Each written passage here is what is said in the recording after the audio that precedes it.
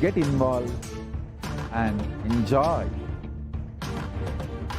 Hinduism by the principle of Dharmo Rakshati Rakshitaha. When you protect Dharma, Dharma protects you. We will make the whole planet flourish spiritually. The spiritual prosperity will happen to the whole planet. We all have to coexist together.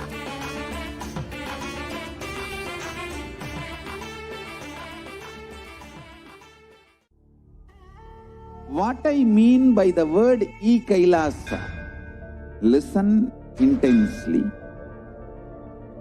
Enlightenment ecosystem, literally enlightenment itself, in your own home, wherever you are. If you cannot come to Kailasa, it's okay. Kailasa can come to you. Kailasa coming to you is Kailasa.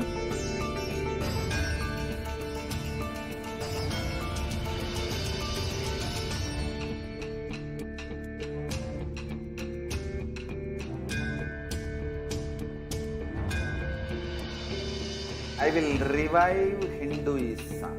I am a Hindu revivalist, not by any revolution, but by evolution.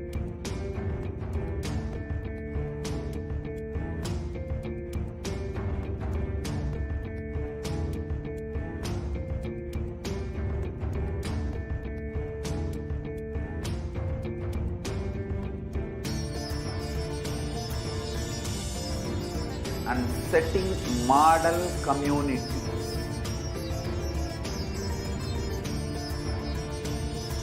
Kailasa, enlightenment ecosystems, Sarvanya Pitas all over the world.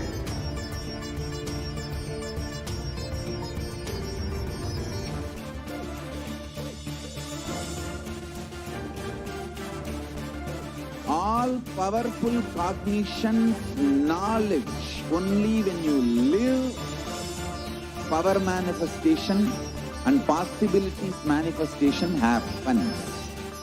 It's a fundamental truth.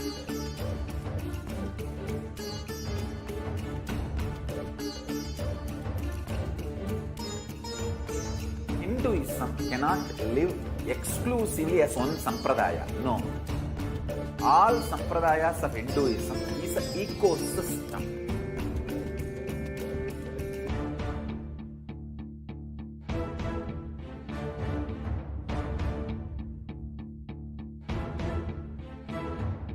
So don't keep quiet thinking that if one sampradaya is attacked, only that sampradaya is going to be affected. All of us are ecosystem.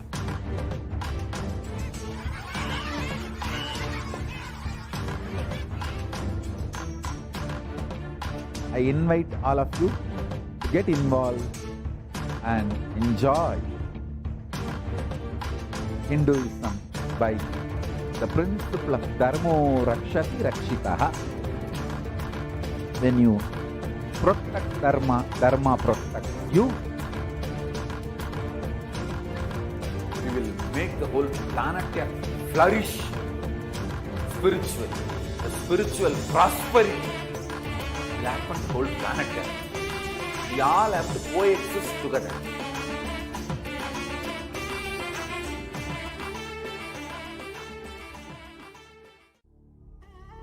What I mean by the word Kailasa, listen intensely.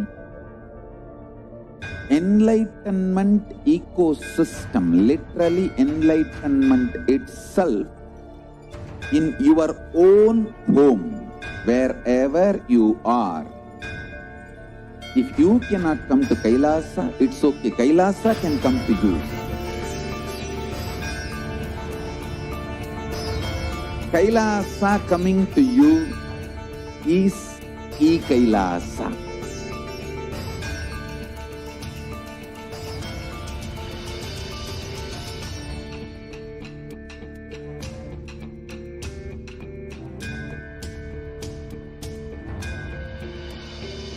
I will revive Hinduism.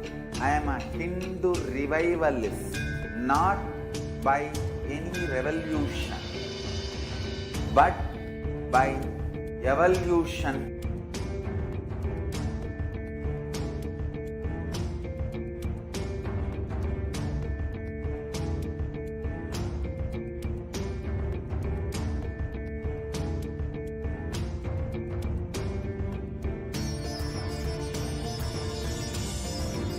And setting model community.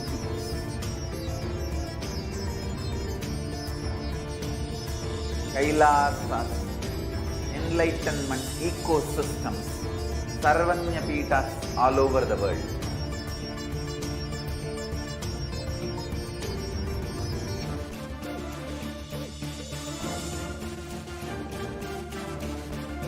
All powerful cognition, knowledge, only when you live, power manifestation and possibilities manifestation happens. It's a fundamental truth.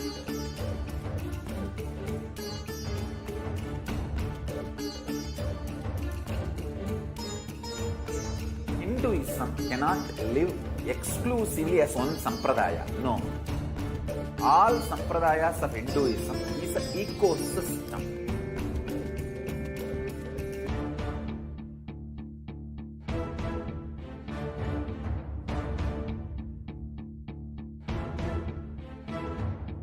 So don't keep quiet thinking that if one sampradaya is attacked, only that sampradaya is going to be affected. All of us are ecosystem.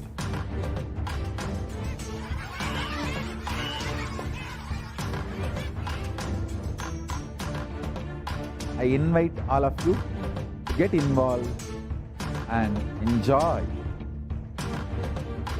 Hinduism by the principle of Dharmo Rakshati Rakshitaha. When you protect Dharma, Dharma protects you. We will make the whole planet flourish spiritually. The spiritual prosperity will happen the whole planet. We all have to coexist together.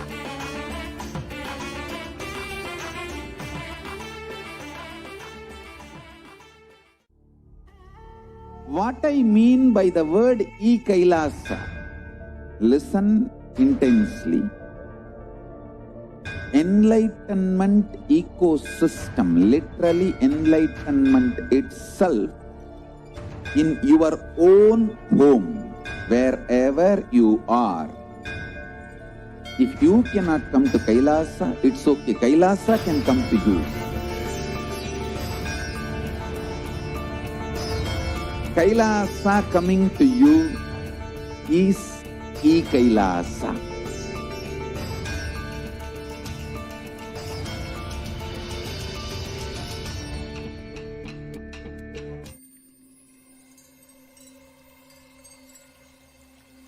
I welcome you all with my love and respect.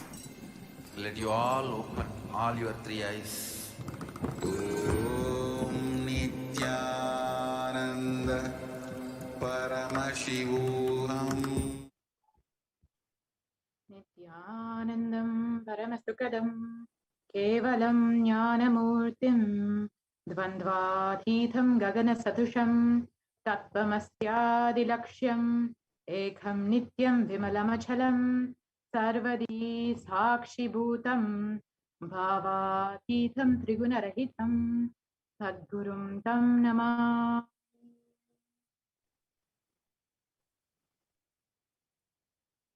Nithyanandam.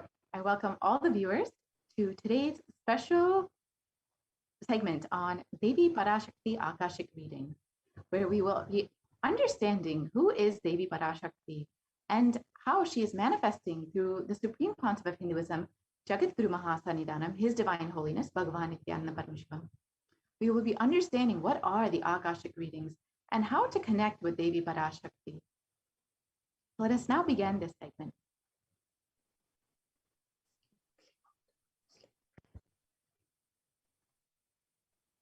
We can move to the next slide, please. If you are here, it means existence wants you to be here in this form. You are not an accident. You are an incident. You are a conscious miracle of existence. Existence is trying to express itself through you. Welcome to this sacred spiritual experience, your digital experience with the divine. And this may be what you all think as your first time in the presence of a divine cosmic being. But this is not the first time this energy has graced the planet Earth. And if you are watching this now, it is not a coincidence. It is a cosmic intervention in your life to make you manifest what you want.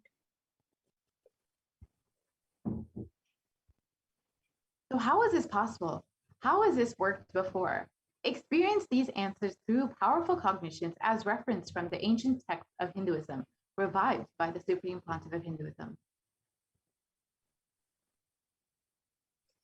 And now we will be seeing who is Devi Parashakti, who is the Divine Cosmic Mother.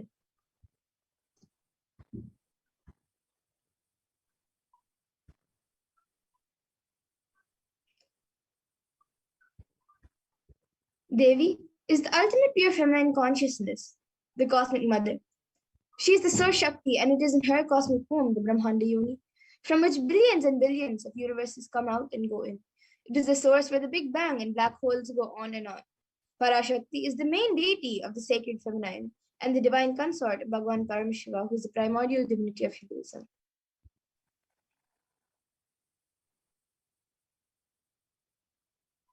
First and foremost relationship is with mother. Ability to learn, even idea to relate starts with mother. How to relate starts with mother. Understand your idea to relate, your ability to relate starts with mother. Mother is too important way to connect with what you think as life. In Vedic tradition, our rishis were aware your ability to connect with the mother should be directed to the cosmos. It should inspire, it should awaken your higher consciousness. It should inspire your higher consciousness to express through you. It should awaken your higher consciousness. Connecting with life as mother is the most sweetest, most beautiful, most easiest form to ever connect. And today, out of his extreme compassion and love, the supreme bond of Hinduism is manifesting Devi Parashakti herself and gracing us, answering all our questions, attending to our prayers, giving boons, healing us, and revealing our past, present, and future, delivering profound spiritual truths, and ultimately giving us the experience of Paramashivoham itself. Now we will be seeing what is the BHAVA SAMADHI DARSHAN. So what is samadhi? Sama is oneness, and adi means source. So samadhi means one with the source. Bhava means attitude or aspect, and bhava samadhi means being one with the source through this aspect. And darshan means to have a glimpse of. In the Vedic tradition, it is used to describe the moment when we behold a deity, an avatar, a saint, or an enlightened being. As just seeing such a being can cleanse the karmas of lifetimes and create a deep lasting transformation in all of us. Darshan is the powerful superconscious vibration that is present around an avatar at all times. He simply radiates darshan just as the sun continuously radiates light. The auspicious moment when the receiver is able to catch it becomes the moment of darshan for you. And raising you to the next level of superconscious breakthrough is like hitting the reset button on your being. The first thing you need to understand is that divine cosmic beings are real. They manifest from Kailasa, the enlightened time-space zone, through deities and incarnations. Divine cosmic beings manifest through the Archavatars, deities in temples, through Bhava Samadhi Darshans in Nijavatars, incarnations. And Bhava Samadhi Darshan is the science of the Nijavatara manifesting Paramashiva, the consciousness. It is where the formless, the being of Paramashiva expresses through the Divya Sharira, the light body, and manifests as the Nijavatara, the physical form, for us to experience Paramashiva.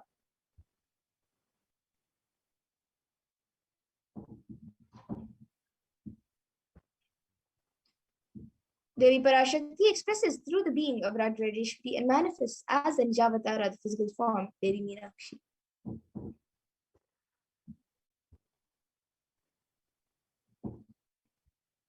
The Archavatar deity reflects the consciousness and manifestation of the superconscious energy, but human beings are not mature enough to receive this higher level experience from the Avatar directly. The avatar, physical embodied form, comes down to bridge the gap and create experience of the superconscious energy in all of us. And the Bhava Samadhi awakens your Kundalini Shakti, which is the latent potential energy in every human being. So this influx of superconscious energy visibly slows down the aging process and improves immunity to disease. So during the Bhava Samadhi Darshan, the whole brain comes alive, turning into a superconscious conductor of conscious energies that heal, empower, and transform our lives. During Bhava Samadhi Darshan, our neurons mirror that of the avatar. Mirror neurons activate and process all the observed movements or information of the avatar just by seeing. That is, the entire body can silently and without moving receive what is happening elsewhere through a process of direct observation, experiencing the superconscious energy radiated by the avatar. And the Akashic records, which are readings from the cosmic archives, are not a prediction. It is readings from the cosmic archives beyond space, where creation and destruction happen simultaneously. In the dimension of time starts the past, present, and future. Because Akashic records are stored in Akasha, the space dimension, there is no past, present, and future. That is why what you call as happening, and yet to happen is clearly already recorded. And now we will be seeing who the supreme founder of Hinduism is, the one who is giving us all these Bhava and these divine sciences. The Supreme Pontiff of Hinduism, Jagat Guru Mahasannidhanam, His Divine Holiness Bhagavan Nithyananda Paramashivam, is the reviver of Kailasa, a macrocosmic, ancient, enlightened Hindu civilizational nation. The Supreme Pontiff of Hinduism is the 1008th incarnation of Paramashiva as per Hinduism and recognized by his predecessors who are enlightened masters and adepts. The Supreme Pontiff of Hinduism has made the science of power manifestation, yoga, and temple-based universities a lifestyle for humanity. And the Supreme Pontiff of Hinduism is ordained as the 233rd Guru Mahasannidhanam of Kanchi Kailasa Sarvagnapeetham Vitanda Mandaladinam, the incumbent emperor of Suryavamsha Saranga Samrajyam, the present 293rd Jagat Guru Mahasannidhanam of Kailasa Shyamala Peetha Sarvagnapeetham, and the present Mahamandaleshwar of Mahanirvani Akada, the largest apex monastic order.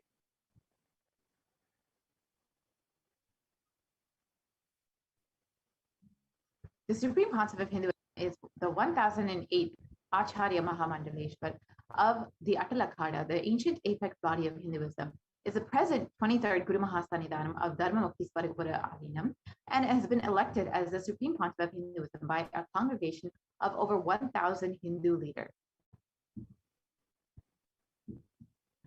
And the Supreme Pontiff of Hinduism is also revered as a teacher of Hinduism, the most prolific, most viewed, read, and watched.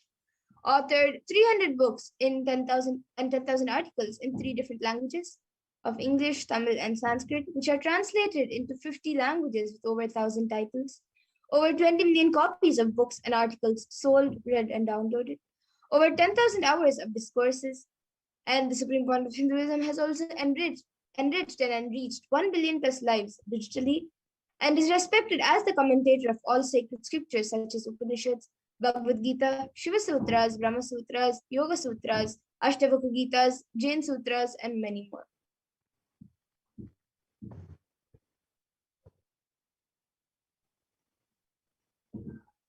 The Supreme Pontiff of Hinduism is honored as a leader of Hinduism, the most awarded, internationally recognized Hindu leader, is the reviver of 108 ancient Hindu sampradayas, including the Rudrakanyas, Rudras, Rishis, Rishikas, Bhairavas, Bhairavis, and Sanyas, and is the establisher of the largest Hindu university, Kailasa's Nithyananda Hindu University, with over 150 campuses in over 150 countries, and is the establisher of 1,000 plus Kailasa enlightenment ecosystems, and is the founder and reviver of over 100 Sarvagnapeethas, and is the collector of the largest Hindu library with over 1 million books, 1 million palm leaf scriptures, and over 20 million digital books. And Now with this, we will now be seeing the live demonstration of the extraordinary powers in the next segment. So we will be back after a short break, so please stay tuned for the next segment, which is going to be an exciting segment.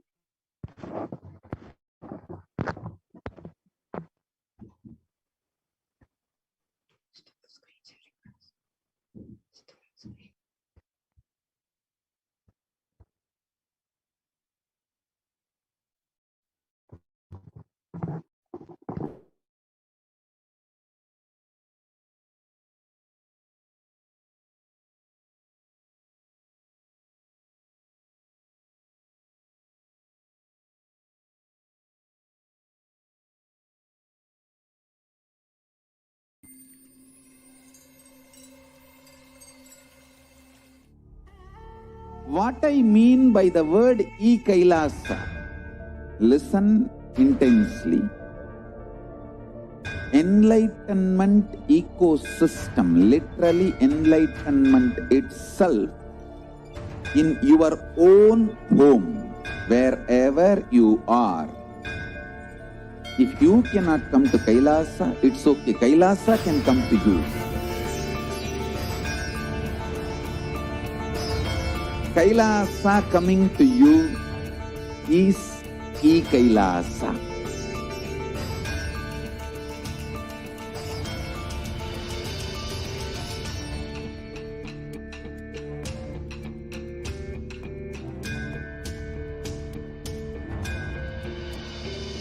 I will revive Hinduism.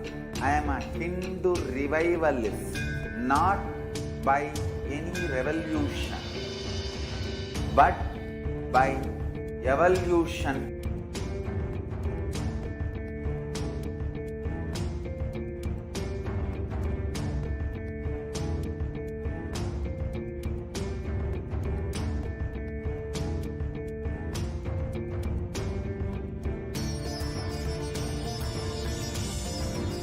And setting model communities.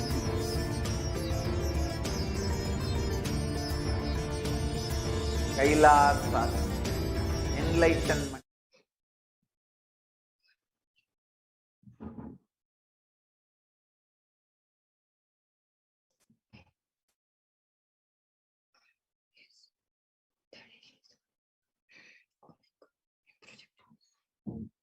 Yes, Nithyananda, everyone, welcome back. And now we will be moving on to the next segment, where we will be seeing a live demonstration of the extraordinary powers of Paramashiva.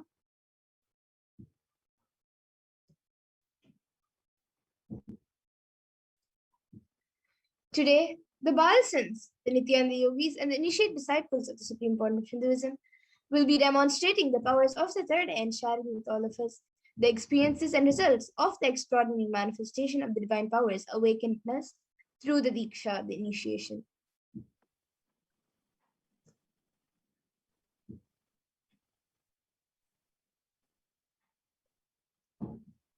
In today's BHAVA SAMADHI DARSHAN, all of us will be receiving the initiation into third eye awakening and various powers with the blessing and grace of the Supreme Pontiff of Hinduism. We will be manifesting the following powers of third eye, seeing with the eyes blindfolded. Third eye is the cosmic browsing center located between brows, which upon initiation can effortlessly express powers and see through the third eye just as you would with two eyes.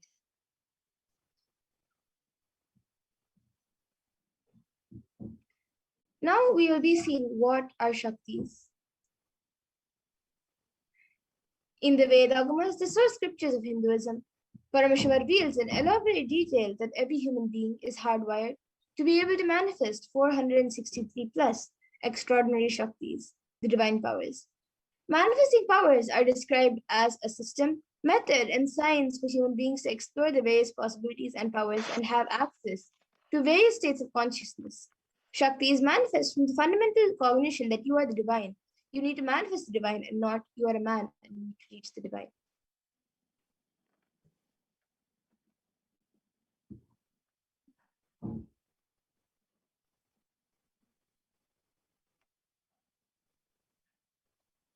So, what are the differences between Shaktis and Siddhis? Shakti is expressed from the space of enlightenment as a side effect of healing, connection with the divine, and high integrity with the Master Guru. Shaktis are source of enlightenment, whereas Siddhis are power that manifests from tapas or penance for enlightenment. Siddhis are on path of enlightenment.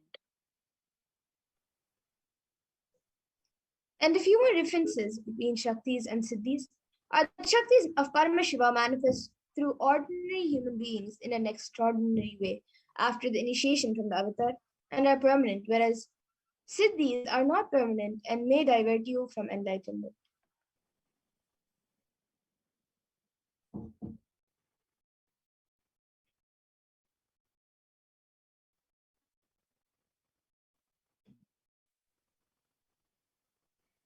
So, who is that? The source of Shaktis, Paramashiva. So, Paramashiva is the primordial divinity in Hinduism, the ultimate reality and cause, which is self effulgent, Swayam Prakasha, all pervading, unchanging beyond time, space, form, and causality.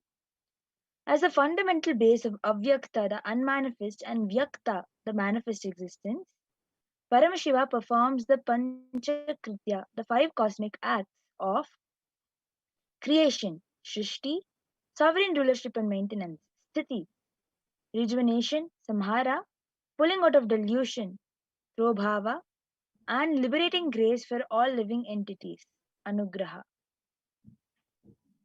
And now the avatar of Paramashiva, the supreme point of Hinduism, Jagat Guru Mahasannidhanam, His Divine Holiness, Bhagavan Nithyananda Paramashivam, as the 1008th living incarnation and representative of Paramashiva and reviver of Kailasa, the ancient enlightened Hindu civilization nation, the great cosmic borderless Hindu nation. Ever since the beginning of the civilization, the Sanatana Hindu Dharma has been the cradle of enlightened beings and highly advanced sciences.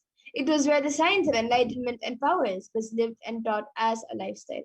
For the first time in the modern day, the supreme point of Hinduism is reviving these yogic sciences and transmitting it to the world at a record-breaking pace which is never accomplished before.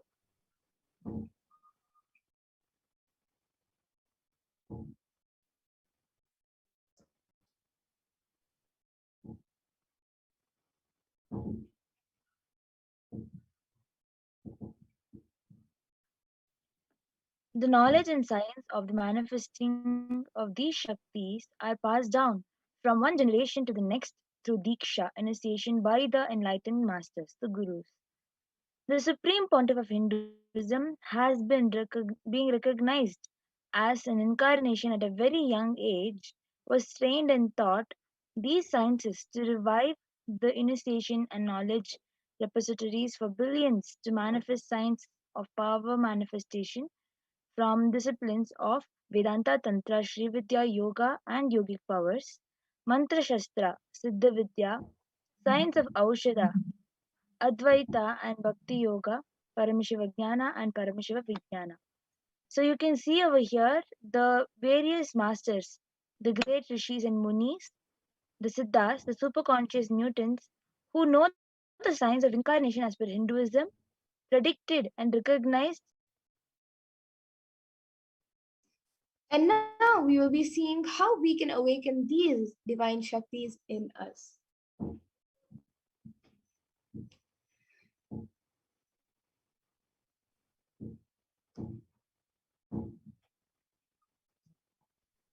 Every ultimate truth mapped into your consciousness, every jnana mapped into your prajna consciousness manifests as prajnana, possibility and power of every being.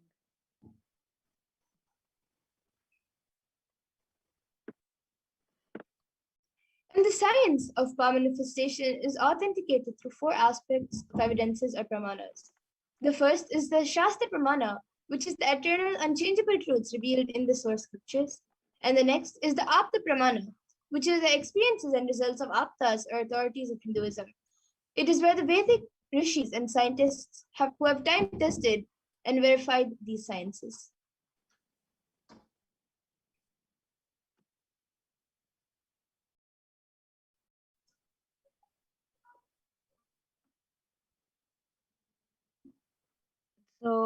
The next pramana is the Atma Pramana, an account of the Supreme Pontiff of Hinduism, Jagadguru Mahasanidhanam, His Divine Holiness Bhagavan Nithyananda Paramashivam, this millennium's avatars, personal experience of power manifestation. In the Pratyaksha Pramana, the empirical evidence from observation and scientific experimentation. And Vedas are the ultimate superior authority for Hindus and are pure science where the ultimate truths are explained, and Agamas are the scriptures where the applied technology and applied science is expanded. The Vedas and Agamas, the Vedagamas, which is a living applied science, are given the status of Shruti as they are directly revealed by Paramashiva. They are the ultimate, eternal, unchangeable truths, and a reference cited from these Shastras or scriptures is called the Shastra Pramana.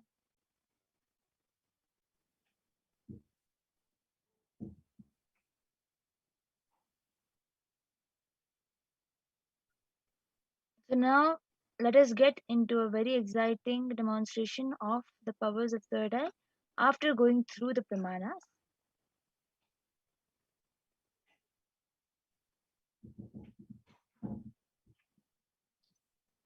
The power of seeing through the divine vision, third eye.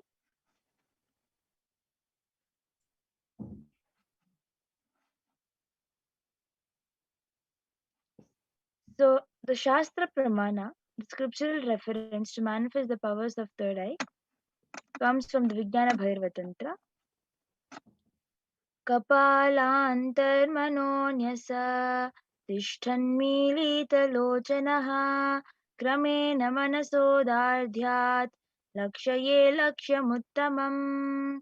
By fixing the mind on the inner space within the crown center and sitting stably without any movement, having the eyes closed in succession, by that stability of the mind and inner space, through the power of the third eye, one directly sees the ultimate goal Laksham by having the vision beyond the sight that reveals any object or place, attaining the space of oneness with the source Paramashiva.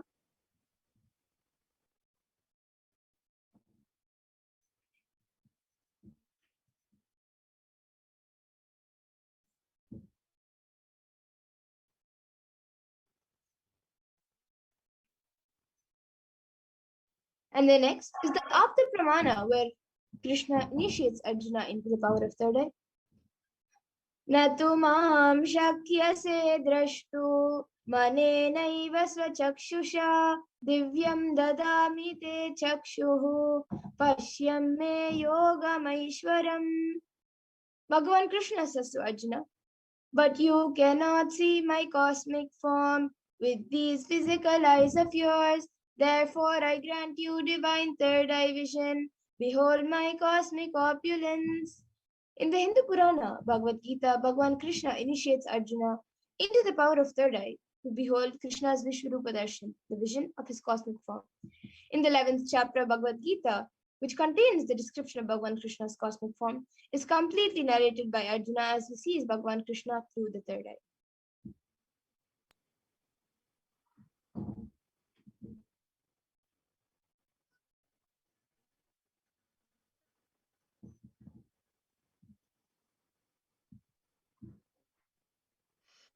So next is the Atma Pramana. In Swamiji's own words, the first experience that I was able to see everything around me, above me, the whole 360-degree, 10 directions below me, everything, I realized not only I was able to see, I was able to feel, experience all of that as me.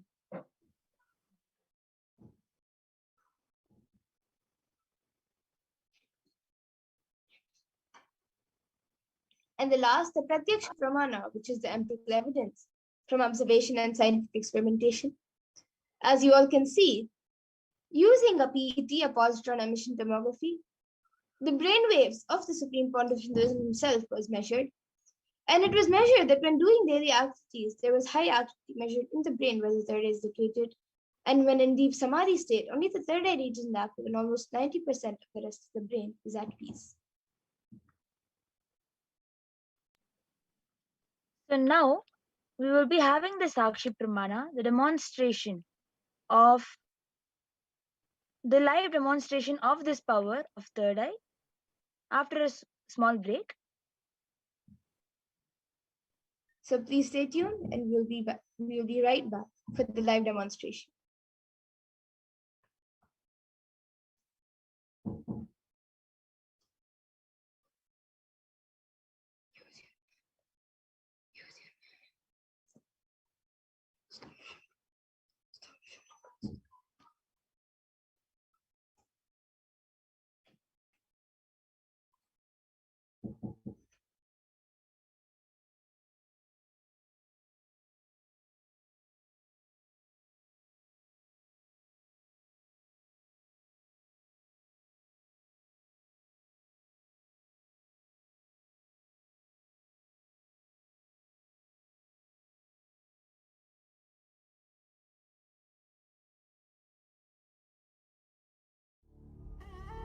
What I mean by the word Kailasa, listen intensely.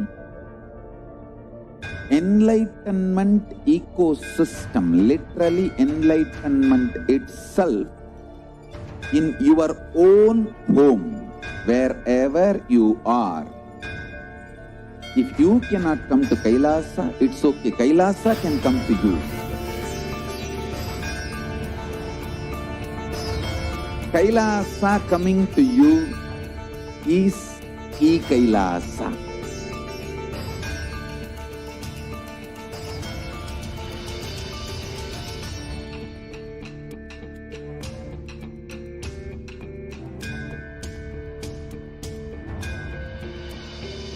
I will revive Hinduism. I am a Hindu revivalist, not by any revolution, but by evolution.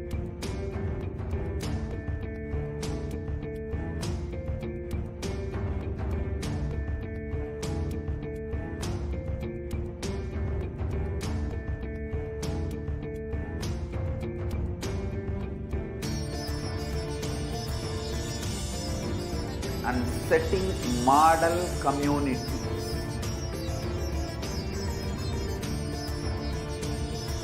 Kailasas, enlightenment ecosystems, Sarvanya Peethas all over the world.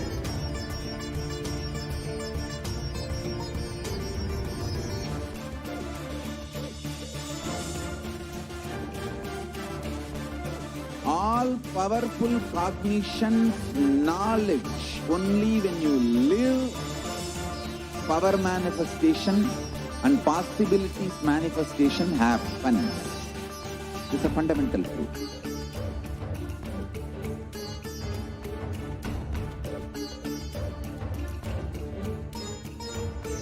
Hinduism cannot live exclusively as one sampradaya. No. All sampradayas of Hinduism is an ecosystem.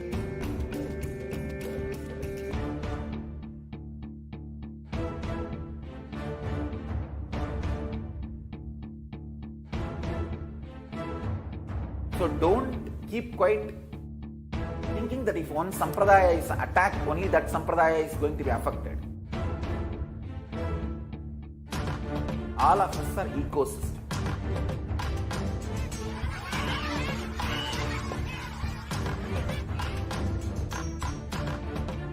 I invite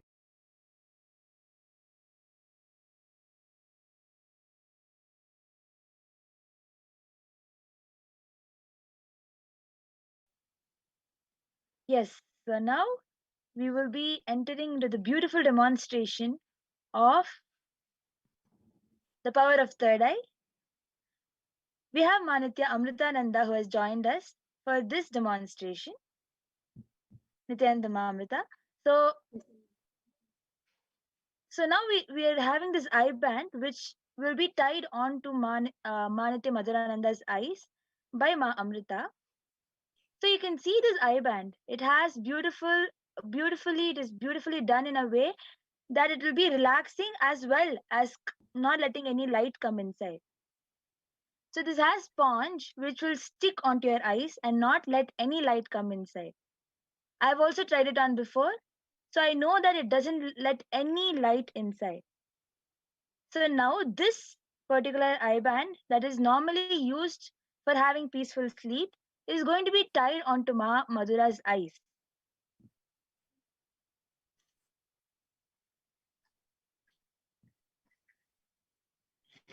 This eye band is verified by scientists for the light to not enter inside the eyes.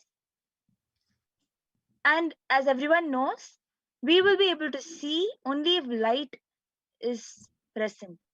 So now also Ma Madhura is kept unmuted so that no discussion is happening. So she's always unmuted. And now you can see, you can move your face up and down, Ma Madhura, Yes, just a so minute. that you can show that there is no holes. Yes. Can you move it a little bit to the right now? Sorry, to the left, yes. And little down. Okay. So Yes. now I'll be, So, yes. so now you can see that the eye band is sitting on her nose. So because of which it will not leave any light to enter inside her eyes. You can move your head little up and down to show it in the camera that there is no light. There is no way light can enter inside, because of which she will not be able to see with her normal two eyes. So now you can comment in the channel, in the comment section. You can comment any words, random numbers, any word that you might think that Ma Madhura will not know. You can comment those, or you can comment some gibberish. She will just read the letters. So anything you want, you can comment. But first you can see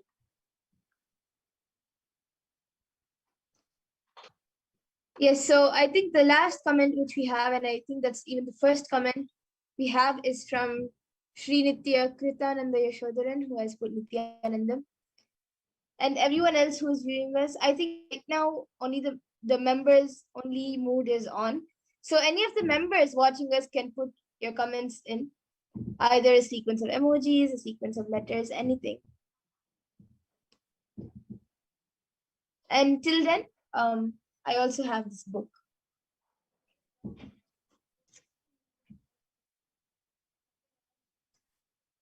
So this is a guaranteed solution book. Madhura is having this book, which is the Guaranteed Solutions book. So I actually thought I will tell a random number, Ma. You can open Okay. that. You can open that page, and you can read that page. Yes, okay. So you can open page number 180. Okay. You can read. So right now I've opened 264. You 180, right? 180. Yes, 180. Okay, now I'm on 188, 184, 182, and 180. So this is page 180 on this side. Yes, And as you can see, this is page 180. yes, and I will be reading it out now. So it says, a man was asked what the difference between his past and present. Madhura, you're not really that audible. Yeah, okay, I'll be a little louder. So it says that a man was asked what the difference between his past and present was. He replied, earlier I used to sit on the floor on a mat and eat, and now I sit at a table. You see, in the past and the present, his mouth is the same. If there is no radical change in you, your life will seem only this much different. Like how beauty lies in the eye of the beholder, the taste lies in the tongue that experiences it. Your mental setup defines the quality of your life. Most often, we know that we need to change, but somehow we fall back. We fall back comfortably in the present setup of ours. We get caught in the same wheel again. One side of us tells us that we need to change, and the other side unconsciously slips into the familiar patterns again. Even if you are presented with many opportunities to change, you feel cozy in your present state and miss them. This mental setup becomes such a solid reality in you. You simply radiate it. Try to change it. Let me tell you, if you live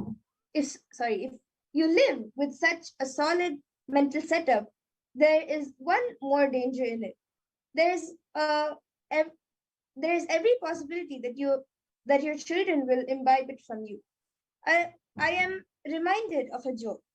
A husband and a wife were both pickpockets by profession. They would often discuss that if they had a child, it would be very prosperous. And very prosperous is actually on the next page. So yes, or if you can see. Amazing. This is so cool. And just see how fluently she has read from the page. Just like how a normal person reads from both their eyes, or even faster than that. She has been able to read through the third eye. So don't even think about a person. Even if you think that somebody that she is seeing through some hole, please tie your eyes and try to see from a hole and read this fluently. It is not possible. Okay? So it is very obvious that the third eye is faster than the normal two eyes. So she has read so fluently from the random page that I on spot had just told her some random page. She even managed to open that correct page and read it so fluently. So if anybody else has put comment, you can read that comment. Yes, actually, we don't have more comments. It is still the first and last comment from Shri Nithyananda Yashodharan. Okay, ma. So then we will be. So she was even able to see that that is the last comment and no more comments has come. So we will now be entering into the power of body scanning. Ma Amrita, you can remove the IBAN. Ma.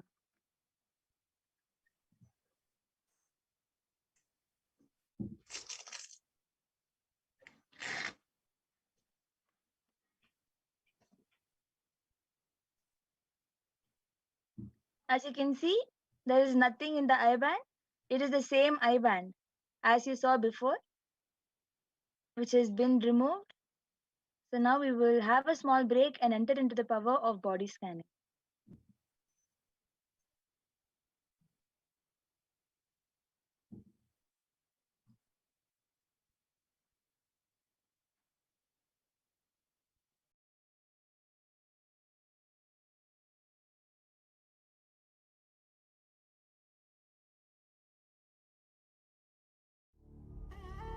What I mean by the word Kailasa, listen intensely.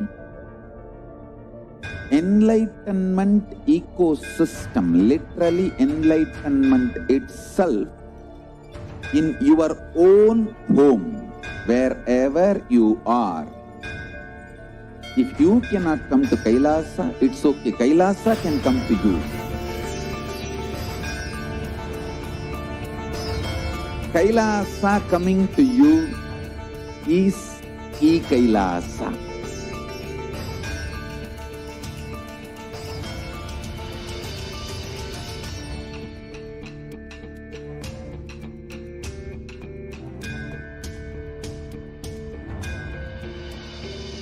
I will revive Hinduism. I am a Hindu revivalist, not by any revolution, but by evolution.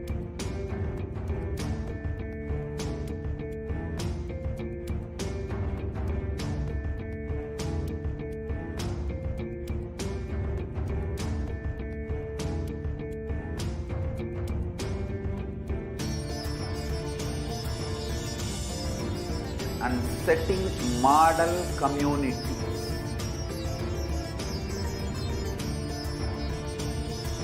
Kailasas, enlightenment ecosystems, Sarvanya Pitas all over the world.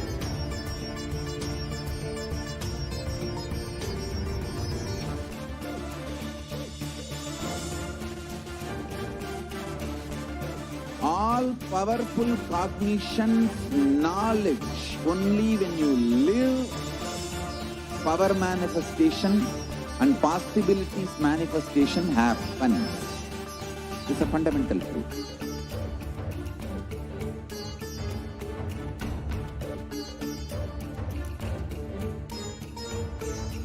Hinduism cannot live exclusively as one sampradaya. No. All sampradayas of Hinduism is an ecosystem.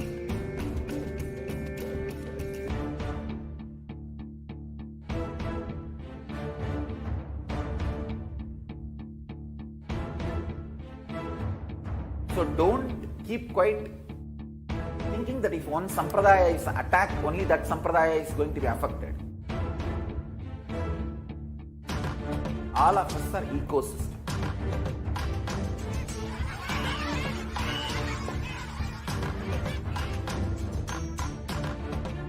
I invite all of you to get involved and enjoy Hinduism by the principle of Dharmo Rakshati Rakshitaha. When you protect Dharma, Dharma protects you. We will make the whole planet flourish spiritually. The spiritual prosperity will happen to the whole planet. We all have to coexist together.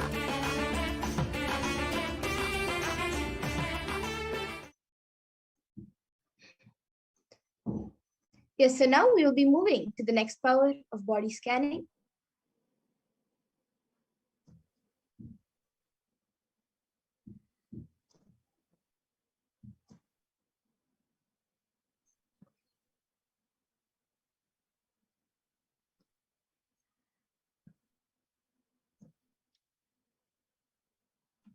So, in this power of body scanning, one awakens to the ability to scan illness.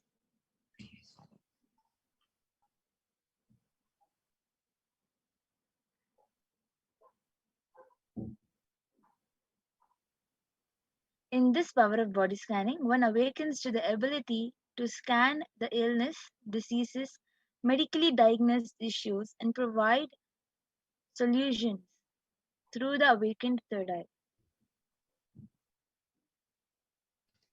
And the Shastra Pramana for the power of body scanning comes from the Vijnana Bhairava Tantra. Swadehe jagato vapi sukshma sukshmatarani cha tattvani yani nilayam dhyatvante vyajyate para.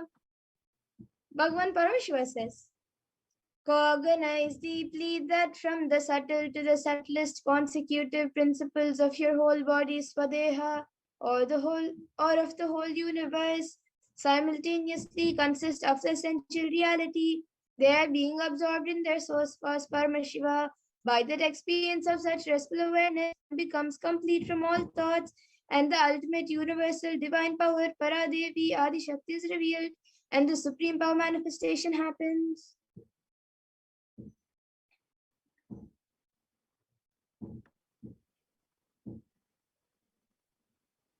The story of Terayar is the Apta Pramana, the reference of body scanning from the life of the Siddha Terayar, one of the prominent disciples of Agatyar.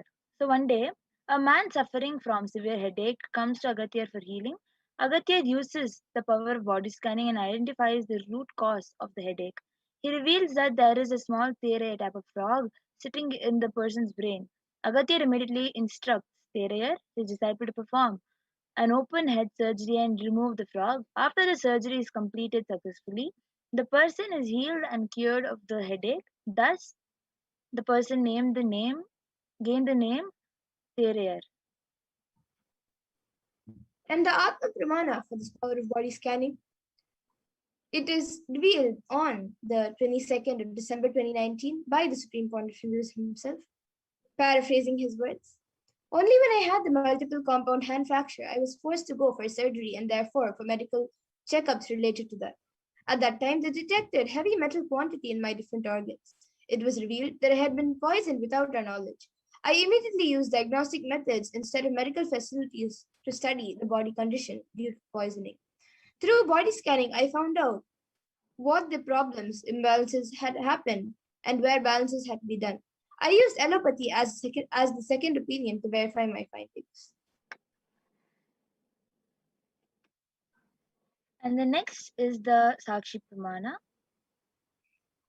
as the experiences and results of the extraordinary manifestation of the power of body scanning happening through the initiated disciples of Swamiji.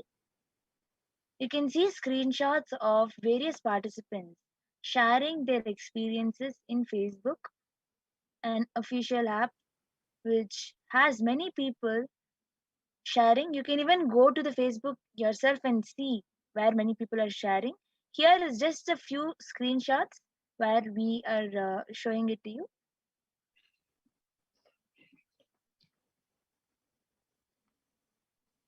Yes, and now we will be getting into the live demonstration of the power of body scanning.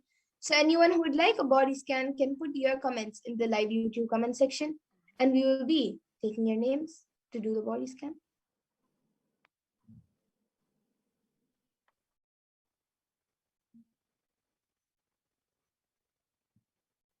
So anyone who is watching us right now can put your comments in the live YouTube comment section if you would like a body scan.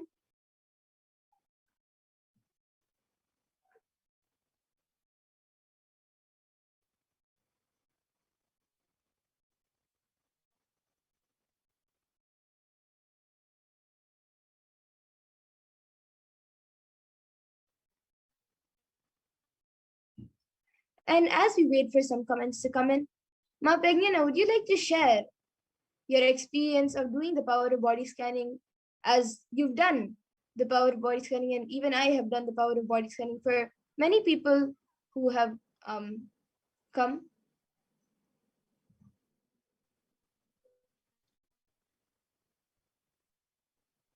Just conscious declaration of manifestation, of letting Paramashiva flow through you.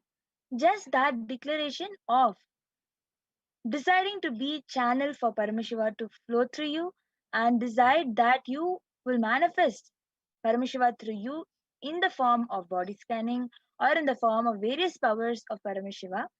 That is the basic, that is the simplest way to have the presence of Paramashiva around you. So the experience while manifesting the power of body scanning is just that feeling of having Paramashiva around you all the time. The presence of Paramashiva. What you do is so aligned because of that, because your full cognition is just that each and every particle around you has Paramashiva in it. When you are letting Paramashiva flow through you, you just you just know that Paramashiva is flowing through every single thing. It knows or not, but you know that Paramashiva is there. So that cognition that you are living in that presence of Paramashiva is always there in you when you do the power of body scan. Yes, and I think now we have Mantya Guhabamananda, who has put Nithyananda, please scan my body. So yes, Ma, now I will be scanning your body. Ma Guhabama Nanda. I will be chanting the Mahavakya and doing the power of body scanning. Om Nithyananda Paramashivoham. Om Nithyananda Paramashivoham. Om Nithyananda Paramashivoham.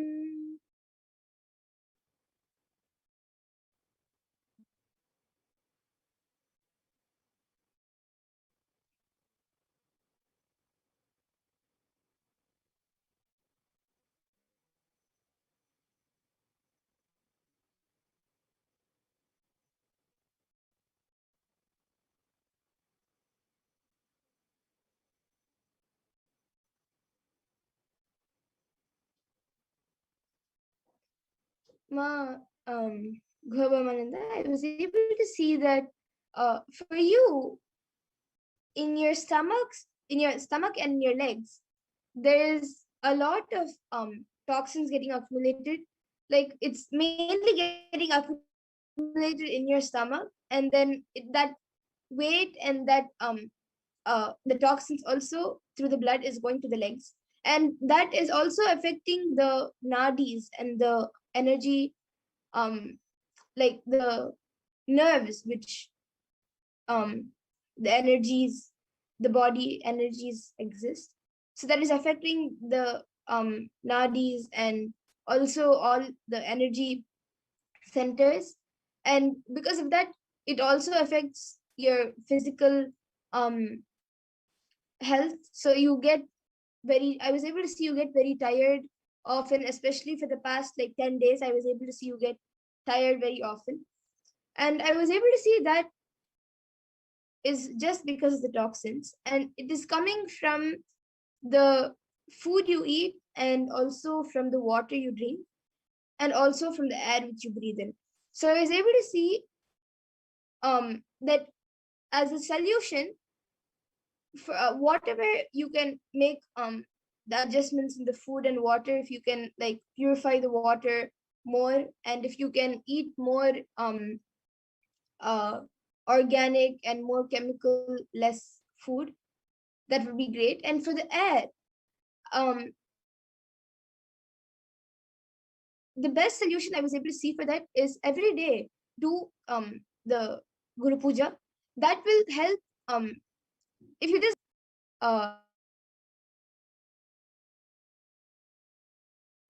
and the energy radiated from the from you doing the puja and intensely, that will also help in clearing all the pollution which is around the place you are staying. So this is was the solution I was able to see, ma. So you can get back in the comment section if you were able to relate to what I have revealed through the third eye, as to what Paramashiva revealed to me. And I see Ma Stephanie asking for body scanning for some spots she has on her arm. So Ma Pragna, you can start scanning for Ma Stephanie.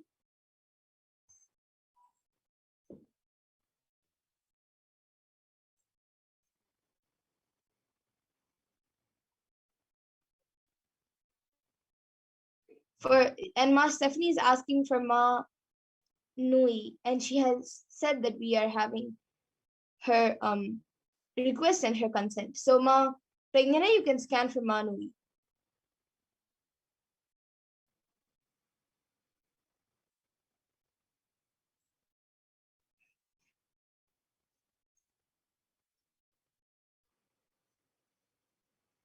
And in the meanwhile, when Ma Pragnana scans, I think Ma Guhapamananda has also said, yes, Ma, everything you said about the body is true.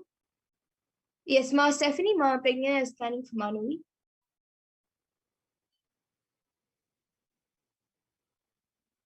And Ma Guhapamananda has also said, thank you. Yes, Ma, thank you. We were very happy to do a body scanning and offer the body scanning for you. Ma Pragnana, when you're ready, you can go ahead.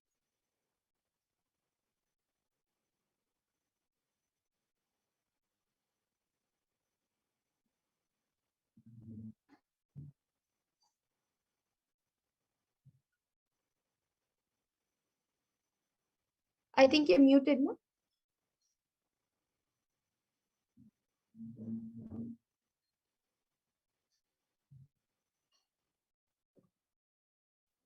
Ma Pragnana, you're muted. Yes. So I was able to see that my she is facing a lots of weakness in her body. Just something by mistake touches her, also she feels lots of pain. And if she just walks around for some time, she feels lots of pain shoot up. And then she just feels like going and lying down and sitting, or sometimes even for sitting for long time she feels the pain, and she gets up again and starts walking. And she feels she has this frequent suffocation feeling. I was able to see these two. And I was able to see that watching the satsangs of Swamiji, where any satsangs where Swamiji is talking, will reduce that stress in you, because of which you will not focus more, you will not be more sensitive on your body, because of which your body will feel the pain. So I was able to see that you should watch more of Swamiji satsangs. Yes, Ma. And were you able to see anything about her having spots on her hand?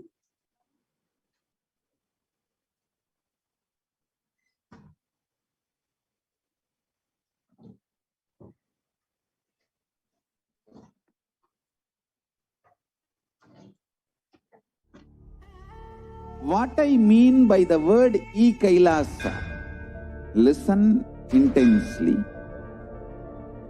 Enlightenment ecosystem, literally enlightenment itself, in your own home, wherever you are. If you cannot come to Kailasa, it's okay. Kailasa can come to you. Kailasa coming to you is Kailasa.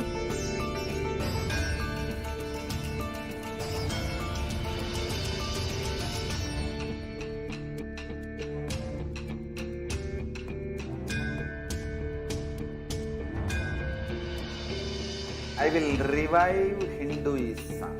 I am a Hindu revivalist, not by any revolution, but by evolution.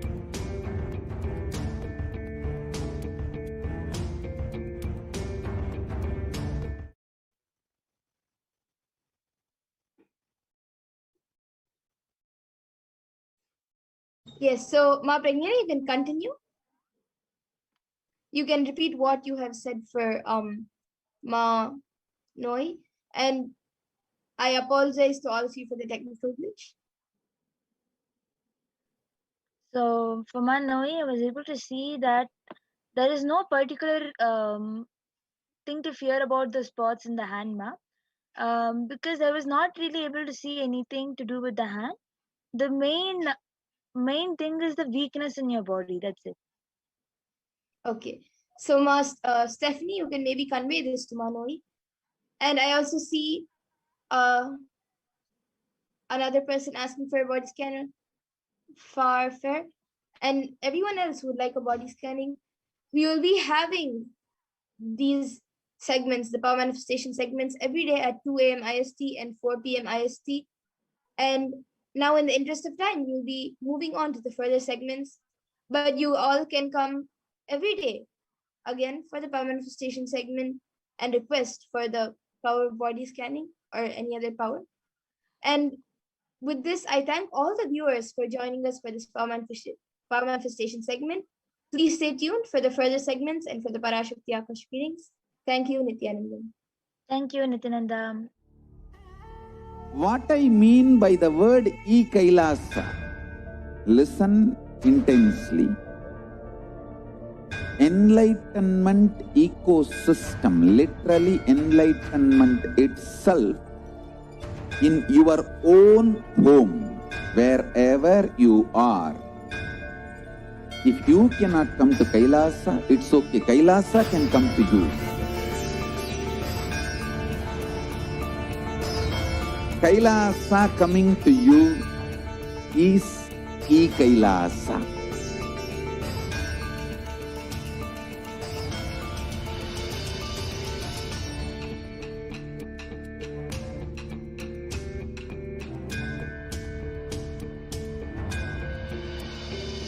I will revive Hinduism. I am a Hindu revivalist, not by any revolution, but by evolution.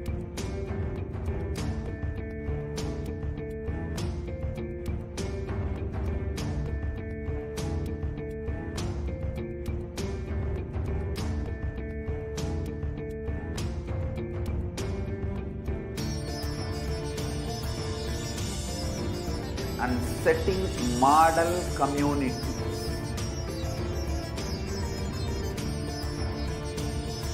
Kailasa, enlightenment ecosystems, Sarvanya Pitas all over the world.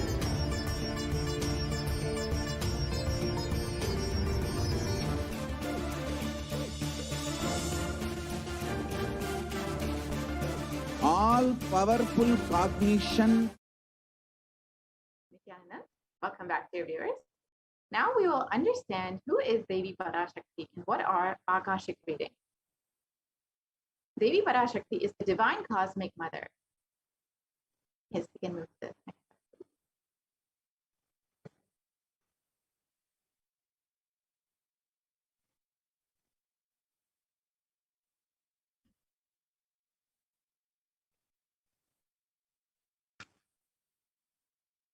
Devi is the ultimate pure feminine consciousness, the cosmic mother.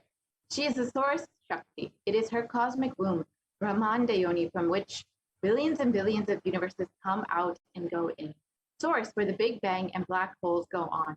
Parashakti is the main deity of the sacred feminine and the divine consort of Bhagavan Paramashivoham, who is the primordial divinity of Hinduism.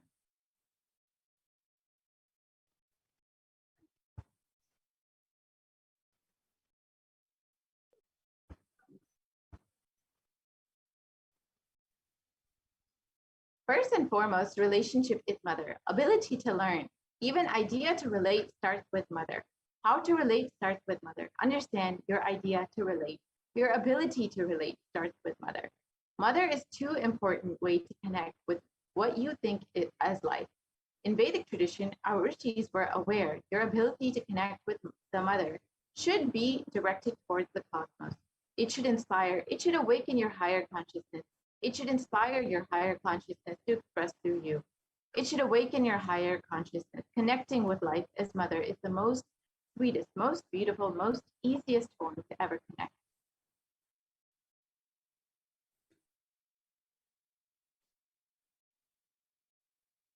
And today, out of his extreme compassion and love, the supreme point of Hinduism is manifesting Devi Parashakti herself and gracing us, answering all our questions, attending to our prayers, doing boons, healing us, revealing our past, present, and future, delivering profound spiritual truths, and ultimately giving us the experience of Paramashivoham itself.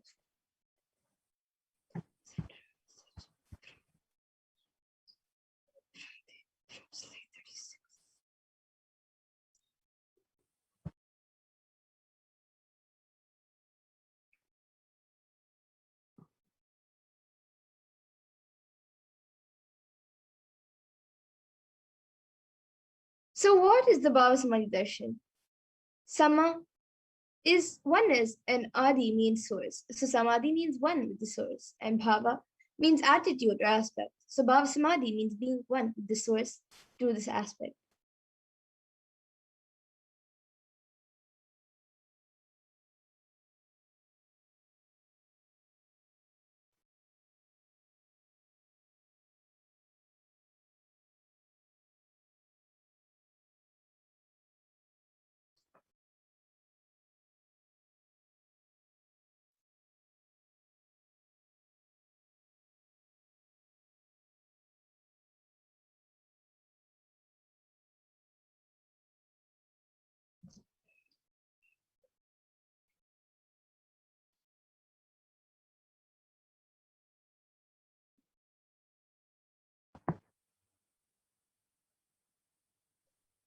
Yes. And now we will be seeing about the divine feminine consciousness.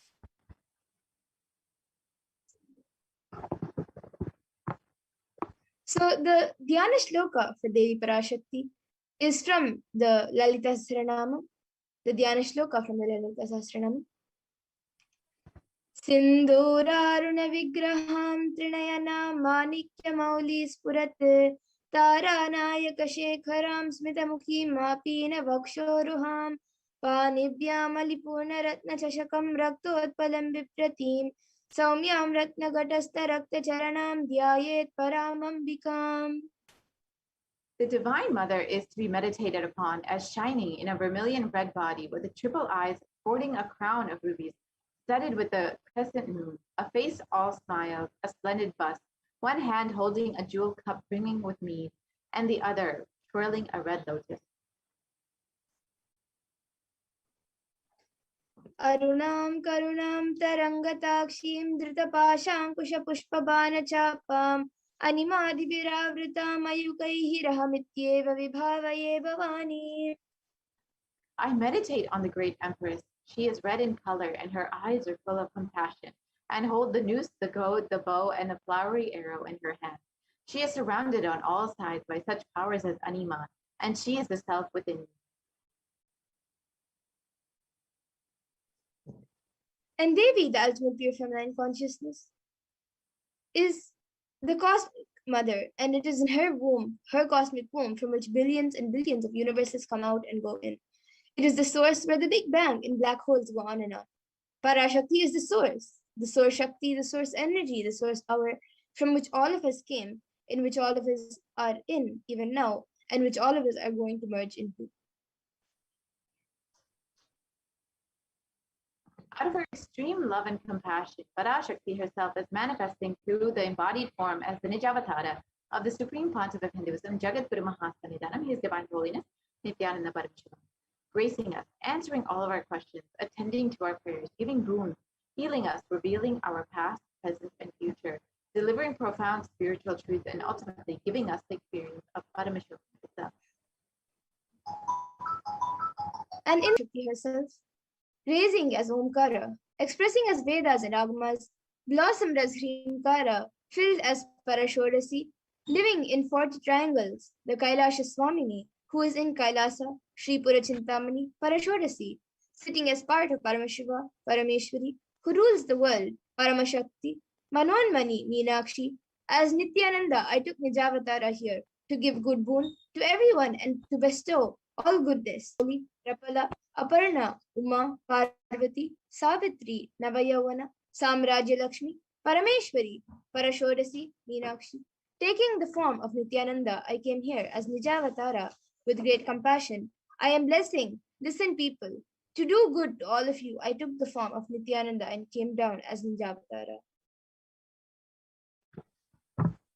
Raising as Omkara, blossoming as Shiva, manifesting as the source of existence, powers of existence, expression of existence, from the oneness of Om, blossoming into two as Prakriti and Purusha, blossoming into three Shaktis, Ichcha, Kriya, and Jnana, growing as the four Vedas, expanding as the five Panchabhutas, beyond the six Chakras, filled as the Gotras of the seven Rishis, expanding as 8 directions, existing as the 9 Grahas, blossoming as 10 Indriyas, being as 11 Mudras, creating all the world, bringing to life, to tell, make truth blossom, and to do good, Parashodasi, Meenakshi, in the form of Nithyananda. I came to bless every one of you.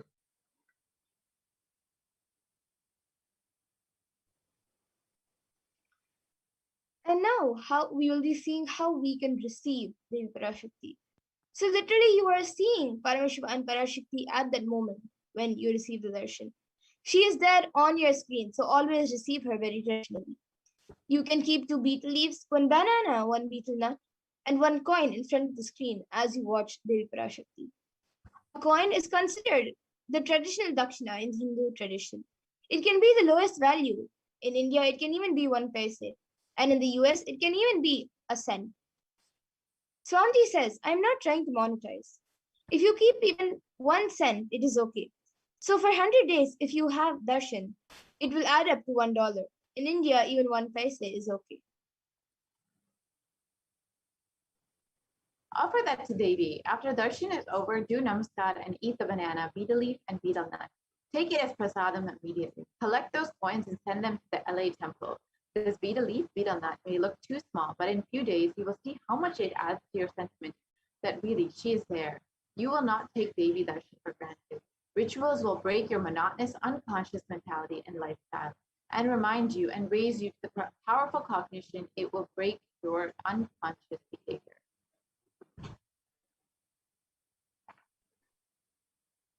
So all of you can see a picture of how you can set up your tambulam on a plate, the 2 betel leaves, the 1 banana, 1 betel nut, and 1 coin.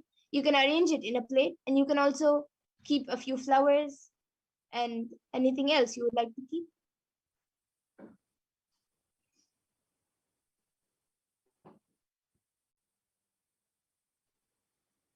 So now we will understand what are Akashic readings.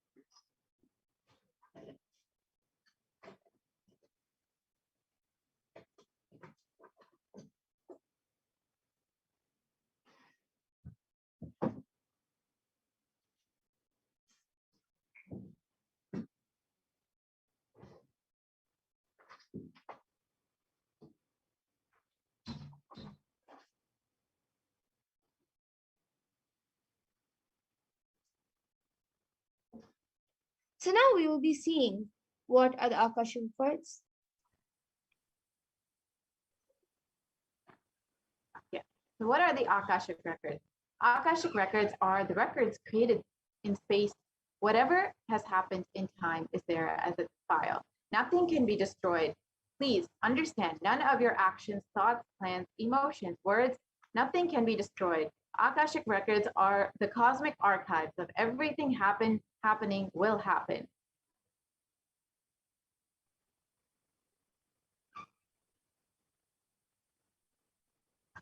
And the Akashic records are the 5-dimensional files stored in the Akasha. And it is whatever is happening is continuously getting recorded. And all the information that you have collected from all your births is recorded in your DNA. So you can access some of them just to understand and not to waste time doing the same actions again and again.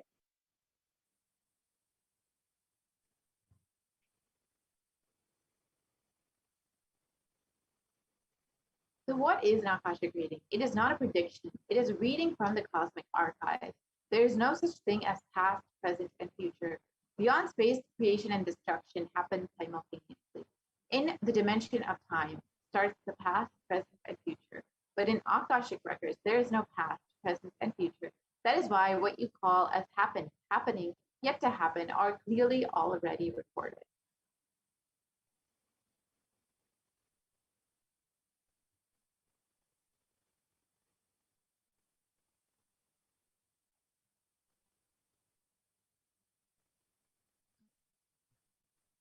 And in Swami's own words, nobody has the right to comment on these readings. Nobody has the right to manipulate these readings. Nobody has the right to interpret, comment these readings. They are complete unto themselves. For anybody to live in tune with the cosmos, the Jivan Mukti, living enlightenment, does not need any special practice other than listening to these great readings again and again. When you listen to these great readings, naturally your negative logic is penetrated, broken, and these great truths settle in your inner space, and they make you live enlightenment.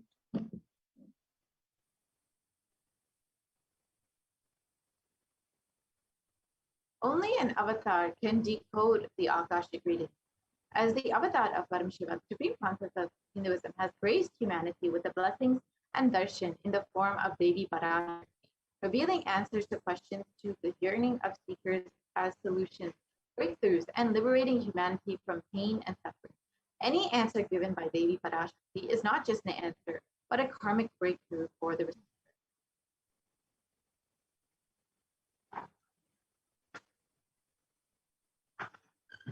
And the Shastra Pramana for the power of Akashic reading comes from the Vijnana Bhairava Tantra. Dharana 61 and Sutra 84. Akasham vimalam pashyan kritva drishtim nirantaram stabdatma tatshanat devi bhairavam vapurapnuyat.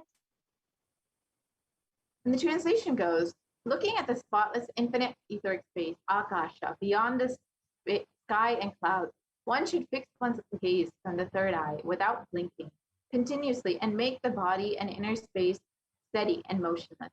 In that very moment, O Devi, one attains the nature and powers of the infinite space, Bhairava.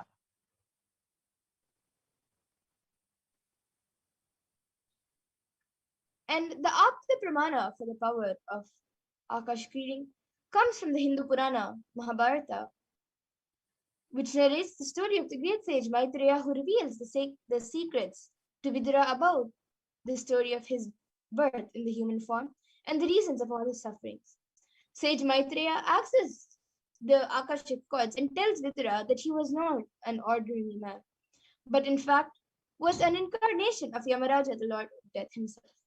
He was to play a part of a so-called Shudra for 100 years, being cursed by Manduka Muni.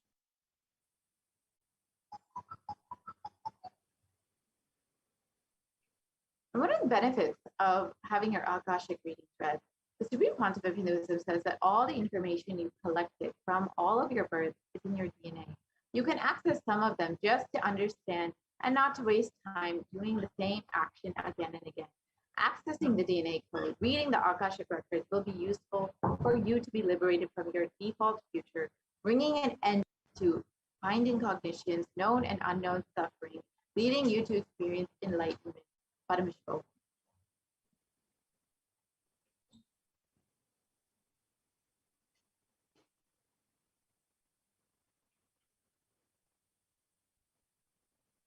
And only an avatar can alter the Akashic cords.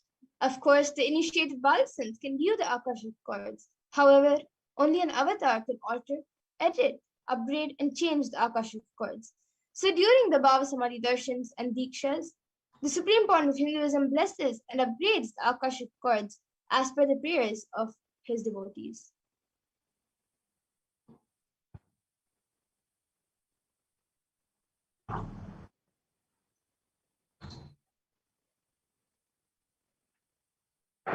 So what can you learn from the Akashic reading? The most accurate and unbiased answer to any question about your life, destiny, purpose, or any and everyday part of your life.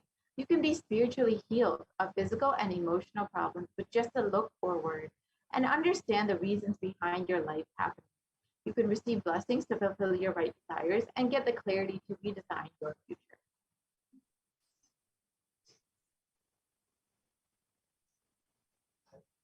And now with this, we will be moving on to the next segment, where we will be learning more about Devi Parashakti and what she has revealed. So please stay tuned for the further segments. We will be back after a short break.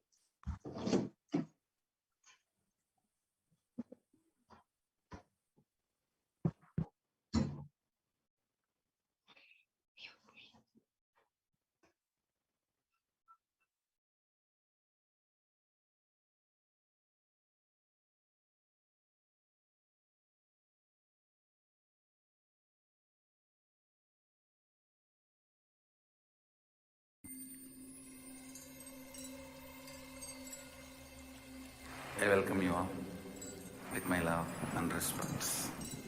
Let you all open all your three eyes. Om Nithyananda Paramashivoham.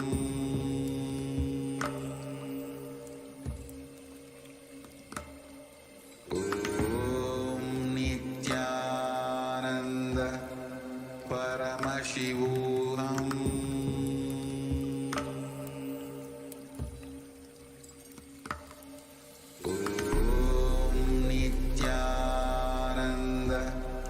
Paramashivoham.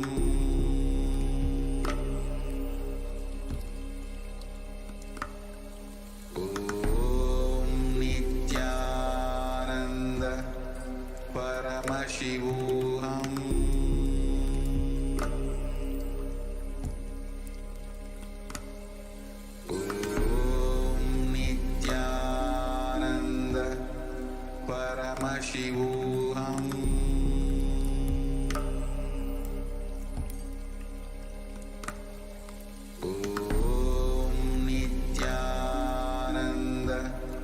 Paramashivoham.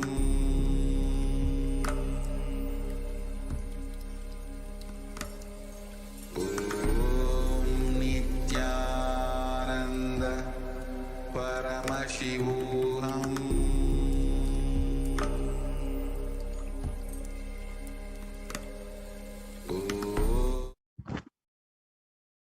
Welcome back to all of the viewers who are joining us for this Devi Parashakti Akashic reading program.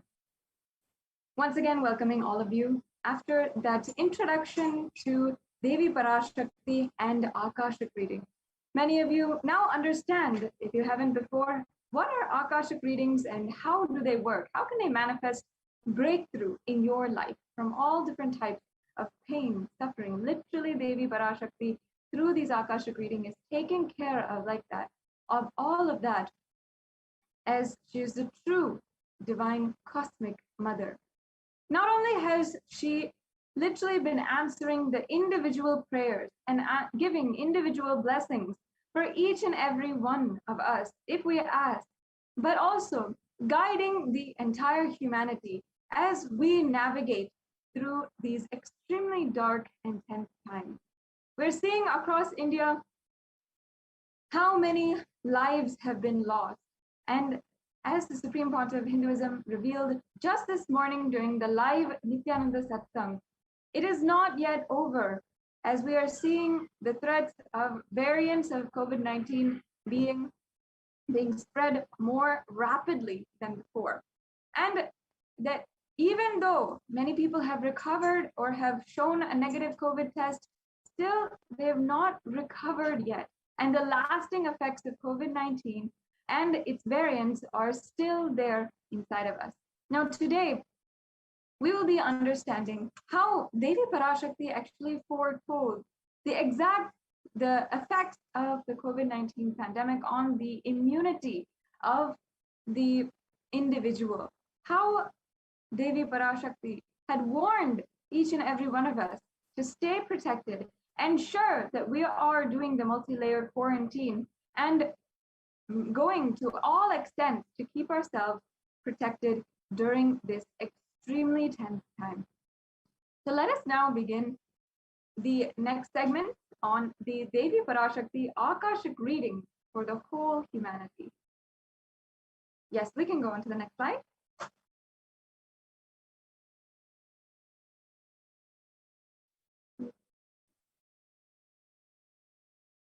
Yes, this is the translation of what Devi Parashakti said. Corona is destroyed, but it will take 4 years for the political conspiracies done by humans to end. I will protect my devotees, disciples and Kailasa Vasis. No suffering will come for my devotees, but it will take 4 years for the conspiracy of Corona to end. It will come to an end only in 2025. It is a conspiracy, a human conspiracy. The next slide, please. Again, Devi Parashakti continues. You are asking about the suffering of Corona in India. Listen properly to what is said. With honesty, I am telling you the real truth. The cosmic pralaya has stopped. The Corona second wave that is happening now is a bio war. What is happening now is a bio war. As Nijavatara, taking the form of Nithyananda Parashakti, I came in person to save Bharat, to save Sanatana Hindu Dharma in Bharat. Taking the form of Nithyananda, I came as Nijavatara, the people who doesn't know how to live, having me with them, what I will do for them. World cannot be sacrificed for the sake of conspiracies done by some ignorant thieves who got stuck in Maya. Srishti should not have loss. Cosmos should not have destruction. To save the cosmos from Pralaya, I made a huge ship. Its name is Adi Kailasa. Adi Kailasa is that ship that will gather all the enlightened powers of this cosmos and save the people from the Pralaya through the tricks of the traitors, rule of the enemies without any other way out. Time came for the sailor itself to leave. The captain was driven out.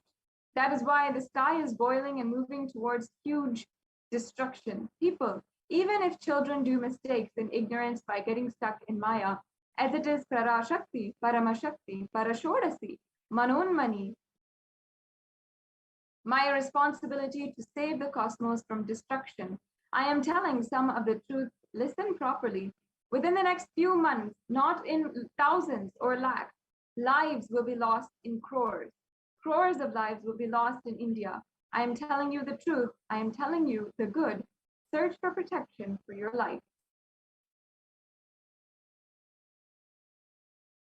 Now, I request if the slides for the COVID immunity be projected. Now, understand, for all of the viewers who are joining us, Devi Parashakti has given this extremely wise and cautionary advice, guidance that we must take heed. We must understand that if we do not take heed, we'll see the repercussions within not just a few months, but a few days. Devi Parashakti is really warning us of what will happen. Yes, the next slide, please.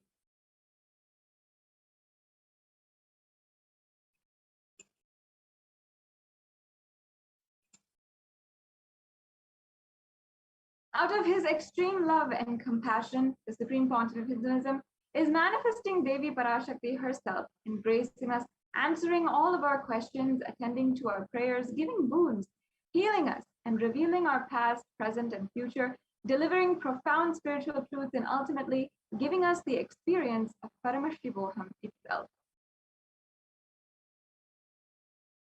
Today, let us see what Devi Parashakti revealed about immunity and COVID-19. And what is very special about this segment is it coincides directly with what the Supreme Pontiff of Hinduism has revealed today during the Nithyananda SATSANG about immunity and the state of the people who are recovered from COVID-19 but still yet to recover from some of the symptoms. The lasting effects are taking a toll against humanity, and still we should not be under any illusion that it is over. This is what the Supreme Pontiff of Hinduism today had warned us during the Nithyananda Satsang, and continuously is guiding us again and again that we should not be take less precaution, we should be more precautious. And if you can, take protection in Adi Kailasa Sarvigna Peetham.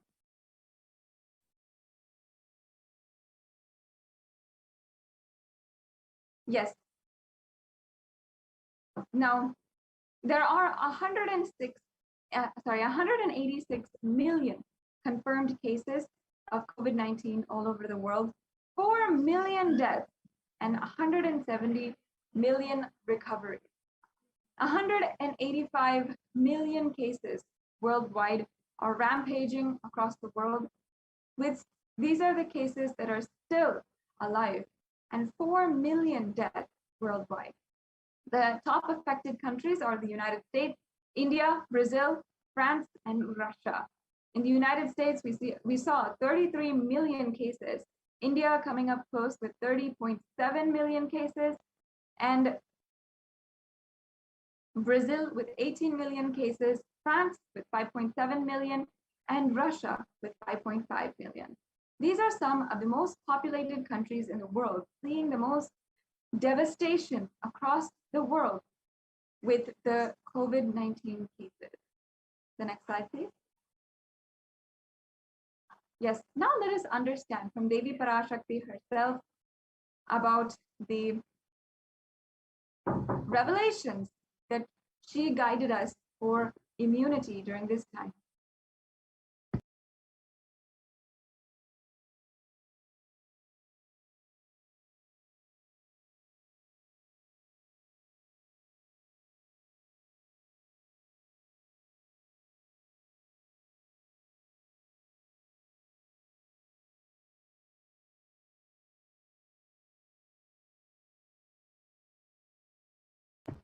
I request, it seems we have some audio issues.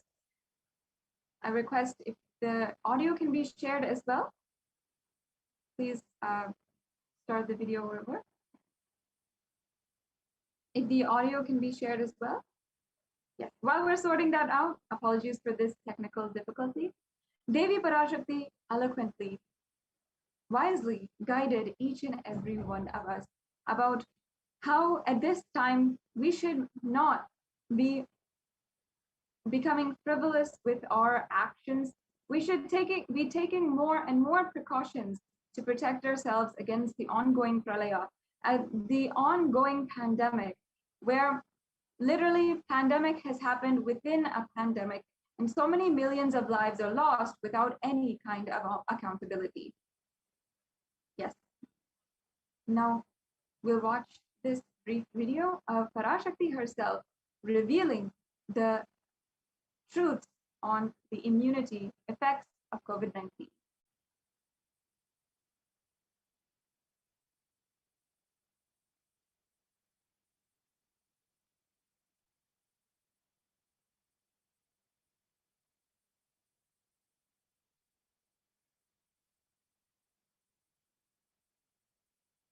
Sorry for the technical difficulties. While we get this sorted, I request each and every one of the viewers, if you have not already, please do share this program with your family and friends. and ensure that you are liking and following the official pages and handles of the Supreme Pontiff of Hinduism and Kailasa and all the different social media platforms. You'll see in the right-hand corner of your screen the different handles for Facebook, Twitter, Instagram, and YouTube. In each of these places, you'll get the live notifications of different temple rituals, celebrations, and different beautiful events that are ongoing continuously in Kailasa. Make sure that you're liking and subscribing in all of the different platforms.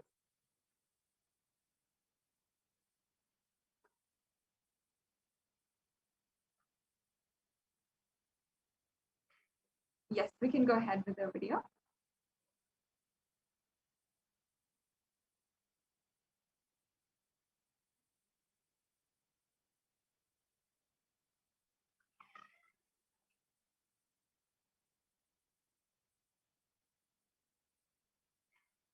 Okay, it looks like the audio still has an issue. We'll go on for now. The next slide.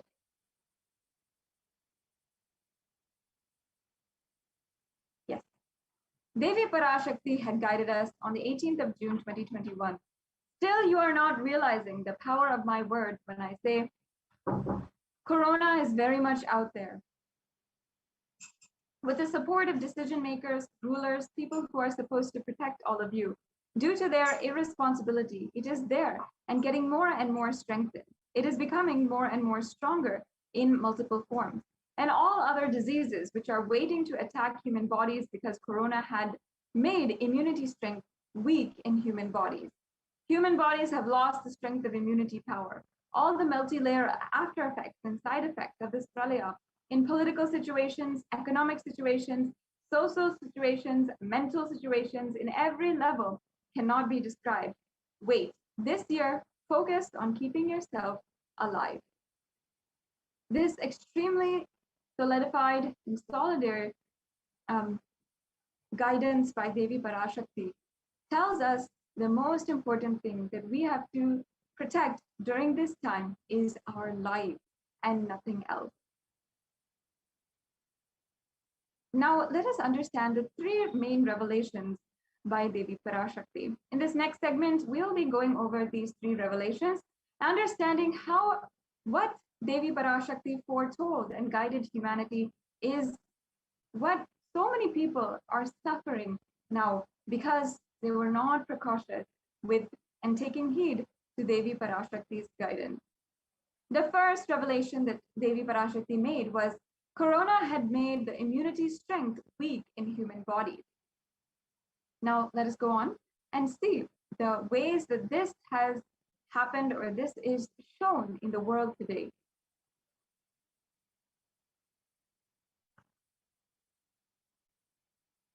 The next slide, please. Now, Devi Parashakti revealed on the 18th of June, 2021, that Corona has made immunity strength weak in all human bodies. Human bodies have lost the strength of immunity power. And on Science Daily, which is a very reputable magazine which collects the most esteemed research from different universities and Ivy League and research universities, we are seeing how on June 29th, they published about the compromised immunity of COVID patients after they were diagnosed and some even who had healed from Corona. And it says here, of course, that new research suggests that a coronavirus infection alters the biomechanical properties of red and white cells, in some cases per month, a possible explanation for long COVID. Now, later on in this segment, we'll be understanding what is exactly long COVID for those of you who may not know. But here itself, we can understand that the coronavirus infection alters the biomechanical properties of red and white blood cells.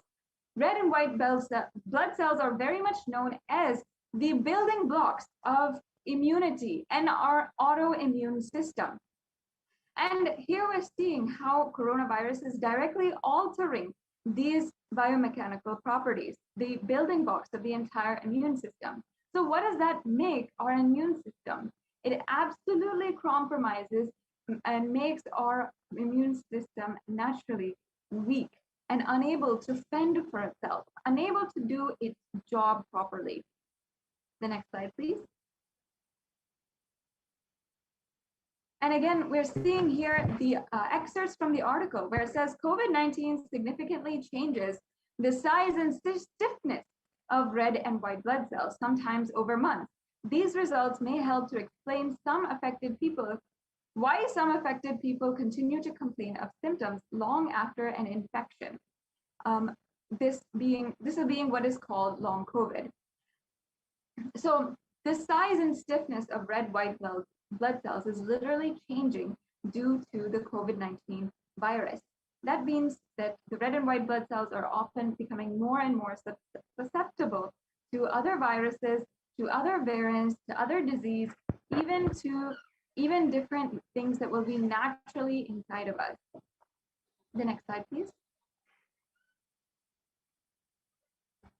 Now, another article from the Academy of Medical Science says that the way the body defends itself against a virus is to recognize it and neutralize it. However, an article by Forbes explains that corona suppresses the immune system by disrupting the actions of the body's immune cells. This immunosuppression allows for a 2-week incubation period, which gives coronavirus enough time to attack the body. This is the exact modus operandi of the coronavirus, exact way that it disrupts the entire COVID virus and lives inside of our body for more time than even the test can detect it. The next slide, please.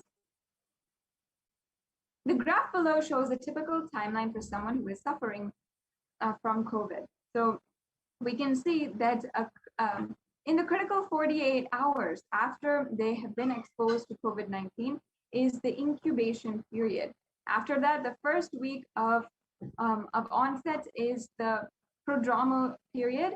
And then after the second week, it is the acute period. And then the convalescence is in the second week of onset. The next slide, please. Now we're seeing how this is a visualization of the history of pandemics. And we're seeing the impact of COVID-19, which cannot be dismissed. Here we can clearly see where COVID sits amid other deadly diseases throughout history. And after the HIV/AIDS pandemic, we're seeing the third plague and the other plagues, COVID-19.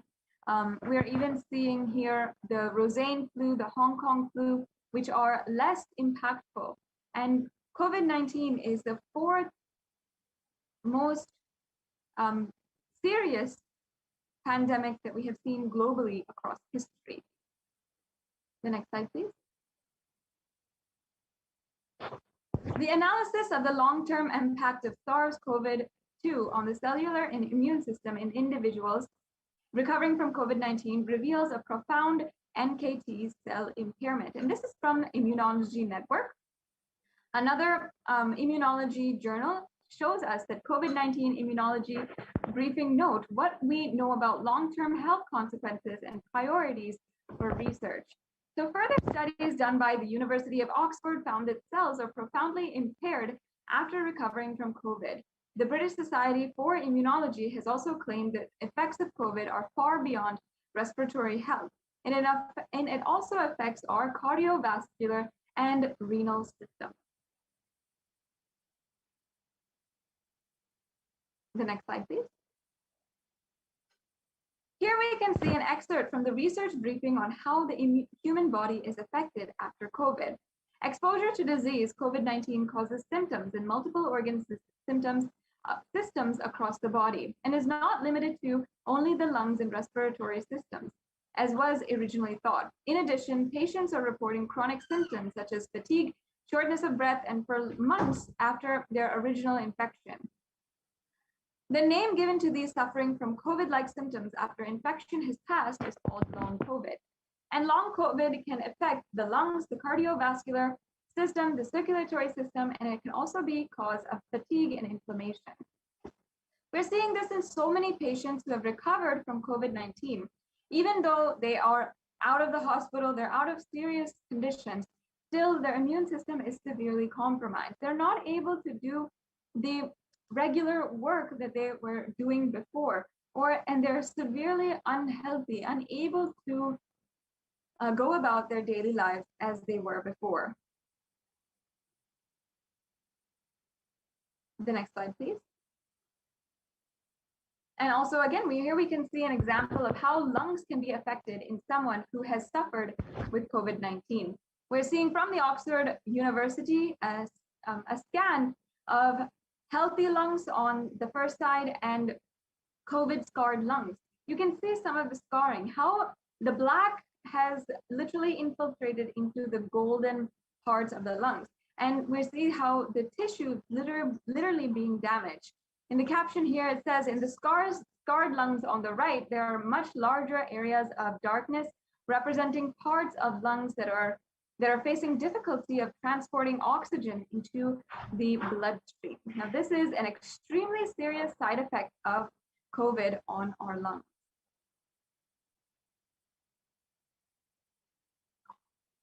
Even after contracting COVID-19, your immune system remains weakened and you are more susceptible to other illnesses as well. So here we have the definition from a very reputable, the CDC website of long COVID. What is long COVID? It says here that symptoms that can last weeks or months after first being infected with the virus, and multi-organ effects can affect the most, if not all, bodily symptoms, including heart, lung, kidney, skin, and brain functions. And yes, we can go on to the next slide. Now let us understand the second revelation that Devi Parashakti made. All other diseases which are waiting to attack human bodies. What are these diseases that Devi Parashakti is forewarning us? And how are they, first of all, waiting to attack human bodies? And how have they now are rampaging the streets and the people are infected with COVID? Now, one of the rare diseases that we are seeing as an example of what Devi Parashakti has warned us all is black fungus, white fungus, and other fungal diseases which have swept through India, affecting recovered COVID patients. In a recent article, we saw that 9,000 cases of rare infection have now been reported, and out of 5,424 cases, 4,556 have a history of COVID-19 infection, showing that after the COVID-19 disease, the people are more affected from coronavirus, from two different fungal diseases affecting their bodies.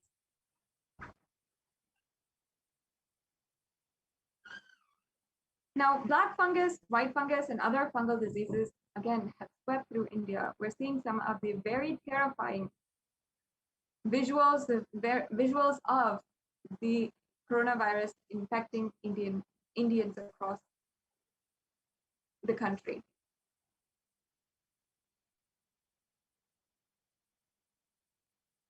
Again, we have the three main revelations by Devi Parashakti.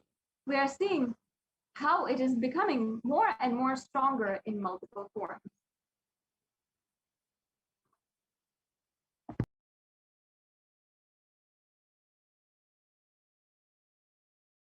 Other variants of corona have also been recently discovered. And in many different news channels, we're seeing what are the India, Brazil, South Africa, and UK variants, how they're describing them. And there's a South Africa COVID-19 strain, and then they're saying the Kent virus variant on course to sweep the world. So many other variants have been shown. The next slide, please. And among these variants, many of them are even stronger than the original COVID-19 variant and virus that had originally started in 2019. So viruses generally mutate, but in the cases of COVID, we have seen them become more dominant. The table below here shows us the variants that have literally swept the world in new forms. In Kent, United Kingdom, there is the Alpha variant. In South Africa, the Beta variant. in Brazil, the Gamma variant, and in India, the Delta variant, which is affecting millions of people across countries. The next slide, yes.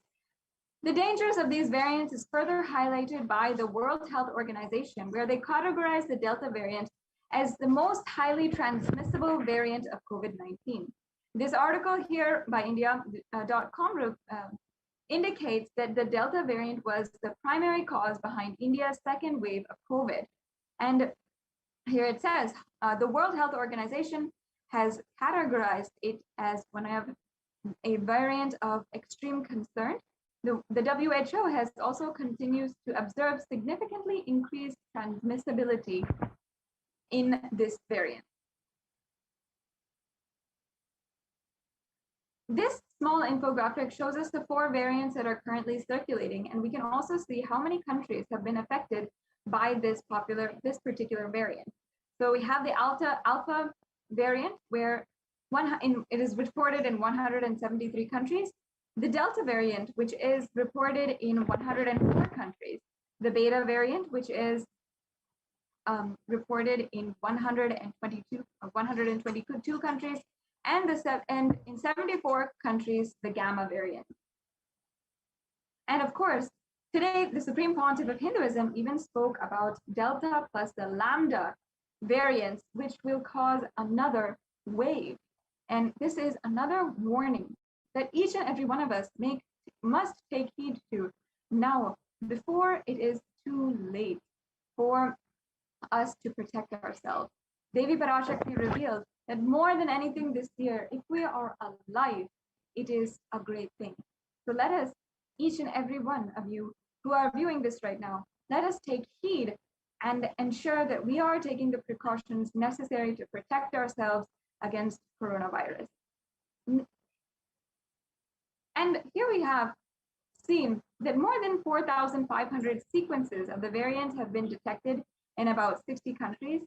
Studies suggest that it is around 60% more transmissible than the Alpha variant that was original strain that emerged from China. And secondary attacks rates have been known to be between 51 to 67% higher than that of the Alpha variant. Now let us just watch a brief video, what Devi Parashakti revealed on the 14th of April, 2021.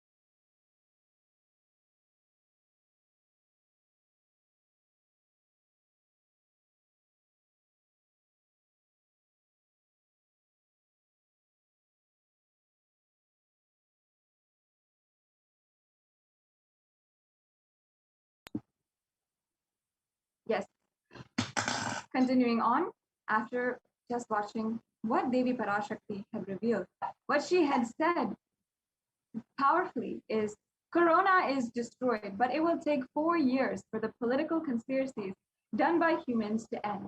I will protect my devotees, disciples, Kailasa-vasis, and no suffering will come for my devotees. But it will take 4 years for the conspiracy of Corona to end. It will come to an end only in 2025. It is a conspiracy, a human conspiracy.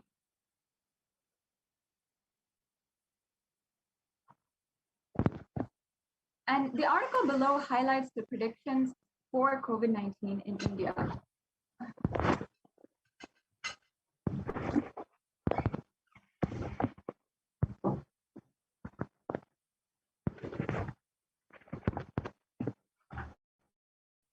Here it says that the article continued to say that if a new variant was discovered, it would spread faster during this third wave. Again, this is actually something that the Supreme Pontiff of Hinduism had told us, warned us about just today, just a previous satsang in last night during the satsang, if you are watching in Indian Standard Time. The next slide, please.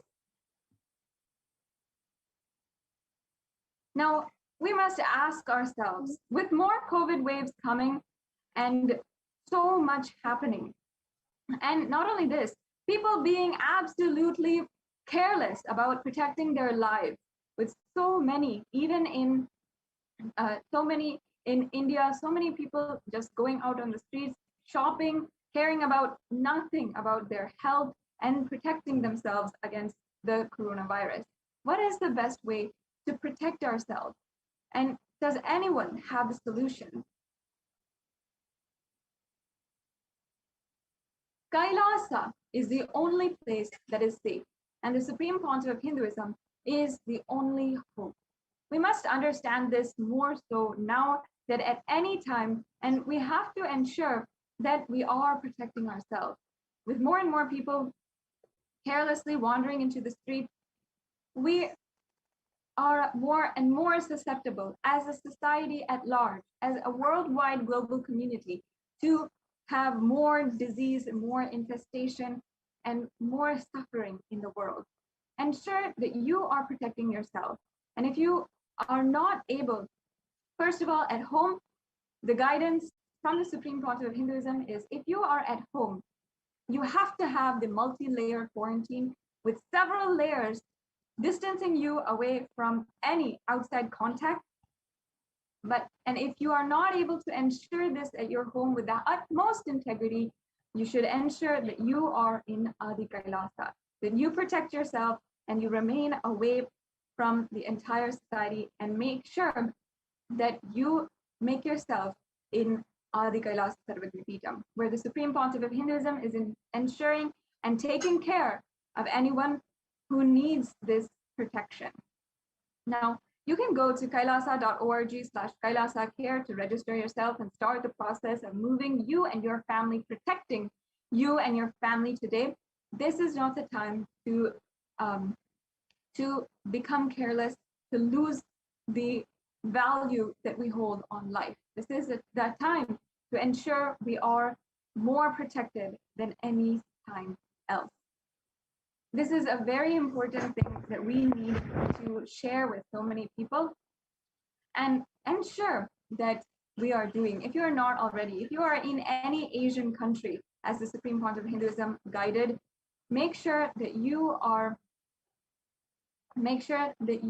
signing up for the multi-layer quarantine, and you're protecting yourself by coming to Adi Kailasa.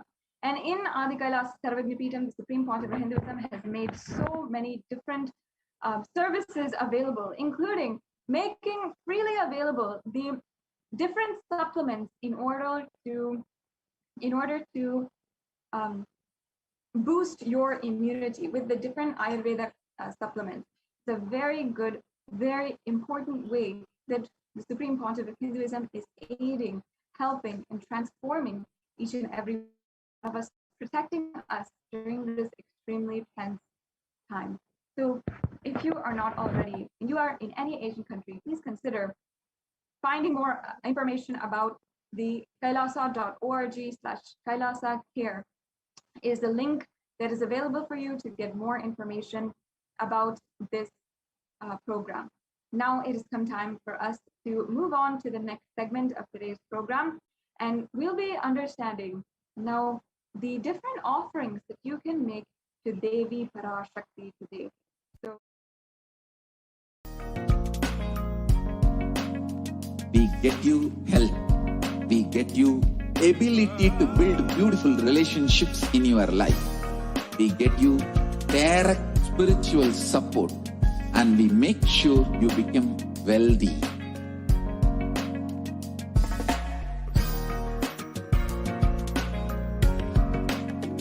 We won't stop giving you just good life. We will literally not stop till you live enlightened life. Manifesting the state of Paramashiva, space of Paramashiva, powers of Paramashiva, being of Paramashiva.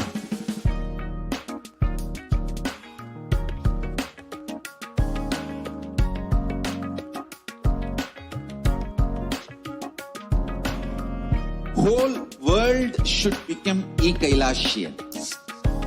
I want the whole world to know Hindus have something great to contribute to the world.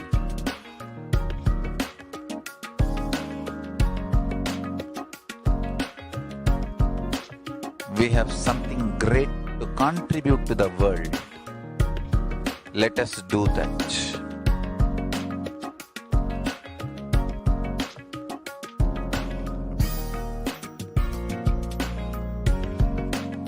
Kailasa is proper customized spiritual service helping you to identify your root patterns of suffering. We have perfected the science of helping every individual from every cultural, religious, nationality background.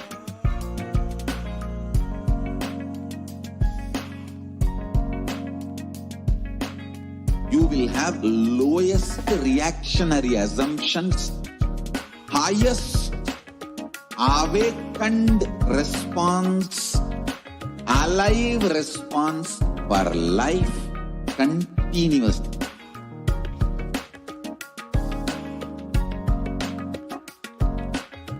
Kailasa is enlightenment ecosystem, literally enlightenment itself in your own home, wherever you are. Proper customized spiritual service helping you to complete with your life negativity, withdrawal from life, self-hatred, self-denial, self-doubt, so much of tiredness, laziness. We can support you aligning your diet, your attitude, your aptitude, your understanding about life. We can help you with everything.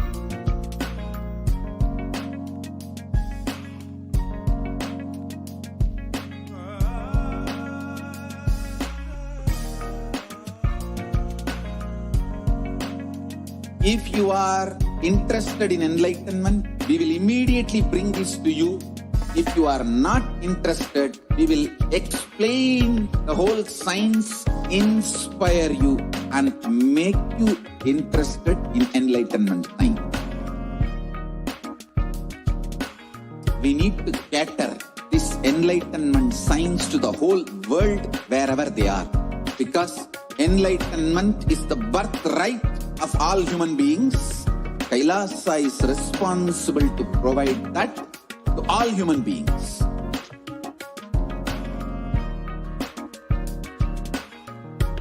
Kailasa is the totality of the knowledge I received from my gurus and practice manifested in my life, perfected by teaching millions of people from all cultures, time zones, backgrounds, genders, nationality, race, from every creed.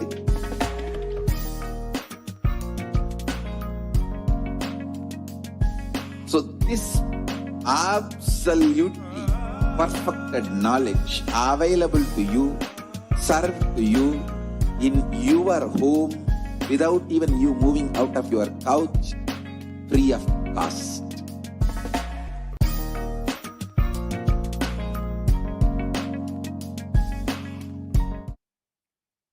Nithyananda, welcome back to all of the viewers.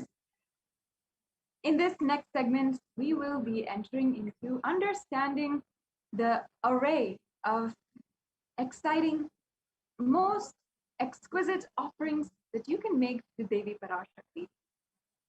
Now, a part of our temple experience as Hindus, I'm sure each and every one of you might know how we go to the temple with the sincere love for our favorite deity, whether you love or enjoy Devi Meenakshi, Devi Kamakshi, or any of the Devi temples. We go to the temple and sincerely pray to Devi Parashakti, and she fulfills us just by being there, just with her beloved, most compassionate presence. And out of our gratitude to Devi Parashakti, a part of this whole experience is simply offering just a coin or two, or how much ever we want, into the hundi.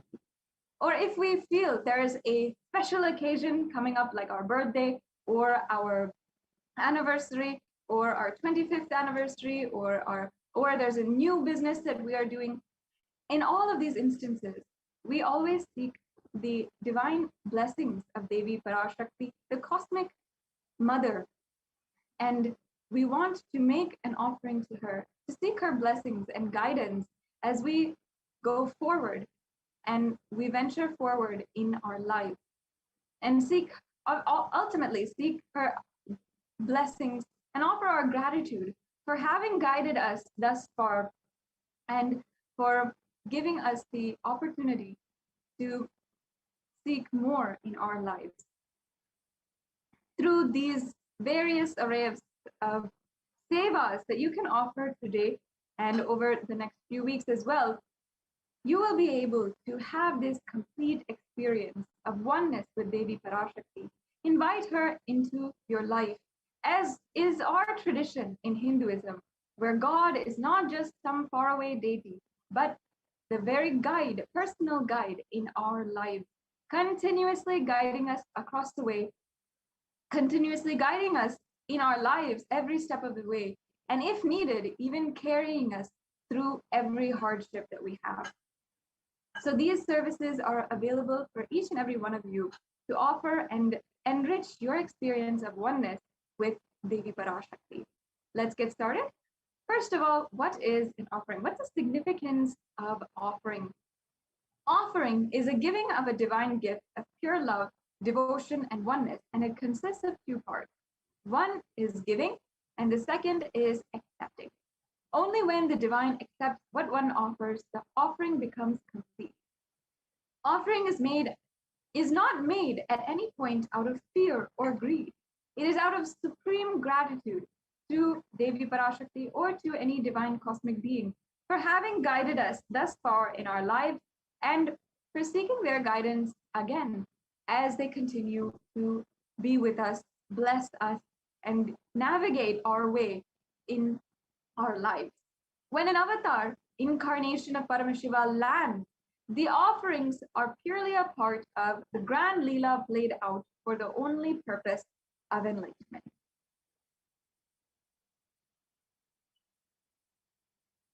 Yes, let's go on to the next slide.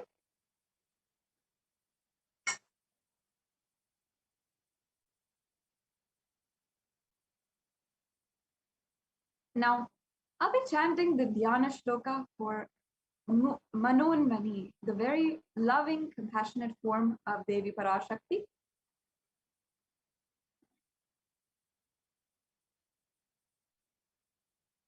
Induni vabeda karavahnini yanam syad pankaja varabaya japakshara sarayuktam angahimabhushana vichitravasanam syad tungamukatojjvala manonmani swarupam.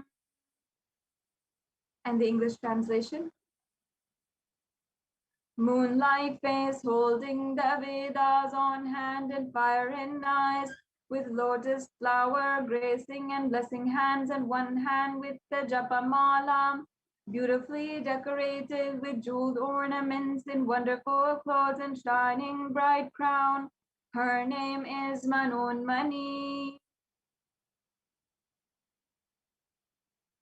The next slide, please. Yes. Now, the next Dhyana Shloka of Manonmani. ध्याये देवीं त्रिनेत्रां शशिनिभवदनां वेदहस्तां ददानां सव्ये पद्मं वरदमपरे चाभयं चाक्षमालां दिव्यैराभरणविभूषिततनुं ब्रह्मादिभिः देवीमेव मनोन्मणिं प्रतिदिनं कामात्रधात्रीं शुभाम्.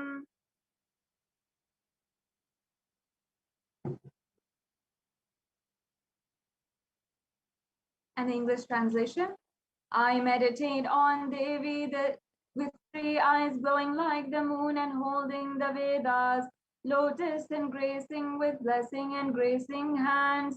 She is wearing beautiful ornaments and she is worshipped by Brahma and other many gods and showers auspicious boons for all actions every day. The next slide, please. Now, let us understand the significance of the divine element gold. In all of these offerings, gold is used to worship and is offered as a part of the worship. And here is the significance of the divine element gold. The translation from the verse of Atharva Veda says, triply born by birth is this gold. From the atoms of Agni is one. It becomes dearest to Agni. One fell away from the Soma when it was hurt. One they call the seed of virtuous and powerful Apaha, or watery molecules. And let that triple gold be for your long life. Gold is a divine element. It purifies anything it touches. It is an element of spiritual significance and great spiritual power of healing and enlightening. The vibration of gold has the power to infuse sattva energy and positive thought currents in anyone who wears and anyone who sees or operates in its vicinity. The next slide, please. Gold is present in all the scriptures, in the Agamas, Vedas, Shrutis, Smritis, Itihasas, and Puranas. In all Hindu scriptures, it is abundantly displayed that gold is most auspicious and purest metal, which purifies our being. In the Hindu civilization, everything was built in gold, exchanged in gold, and ritual feasts were offered in gold bricks. When one was to be saved from life-threatening diseases, illnesses, gold was offered as a ritual fee. Gold was in abundance and used for weighing equivalent amounts of commodities, including cows, and kingdoms were built with huge doors of gold. The streets would have huge columns and huge archways made of gold, and horses and cows were dressed in gold. The Hindu civilization thrived on the banks of rivers of gold, and the Indus River was called Hiranyamaya, the river of gold, and Rig Veda, river Saraswati, was called Hiranyavartani in the Atharva Veda. Gold is the supreme element for offering gifts to one you love and revere. Temples are constructed and paved in gold. Deities are made in gold and decked and adorned in gold. And because it preserves the enlightenment energy for thousands of years, it lasts literally forever. So now let us enter into the first offering that we have to make available for each and every one of you today. That is the E-Hundi offering. Let's now chant the pramana for this offering. Bhakti Priya, Bhakti Gamya, Bhakti Vashya Bhayapaham, Shambhavi Sharadaradhya, Sharvani Sharmadayini. And the English translation: Devi is fond of true devotion and is realized through true devotion. She can be won over through true devotion, and she removes all fears.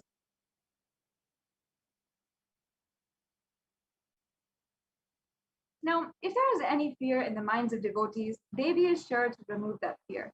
It is stated that Devi likes to be worshipped in autumn.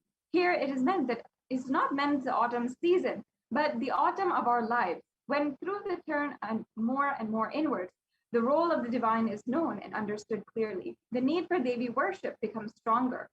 In this verse, Shambhavi is the consort of Shambhu, Lord Shiva. Sharadharadhya means the worshipped by Sharadha, Saraswati. Sharvani means wife of Lord Shiva, and the Linga Purana says actually that Lord Shiva is called Sharva in his earth form, and Sharmadhayani means Devi who bestows happiness on devotees. And this is extremely easy for you to achieve. If out of gratitude you'd like to offer the e-hundi offering, it is a very easy, quick donation that you can make right now. Even if you are watching through YouTube, you can pay through the YouTube super chat as well. The next slide, please. The next offering is the Sankalpa chanting. I'll just explain the Shastric reference for this in the English translation. The goddess enchants this universe, and she herself gives birth to this universe. The goddess being prayed without any interest in anything that gives.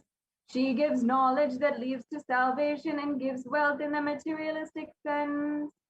Now, if you have a conscious resolution that you'd like to declare, you can receive the blessings and the guidance of Devi Parashakti with all fruition and for your desires and wishes which you are yearning for.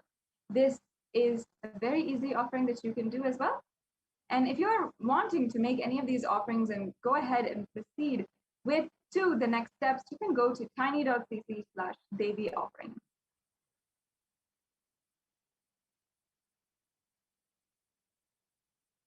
The next slide, please.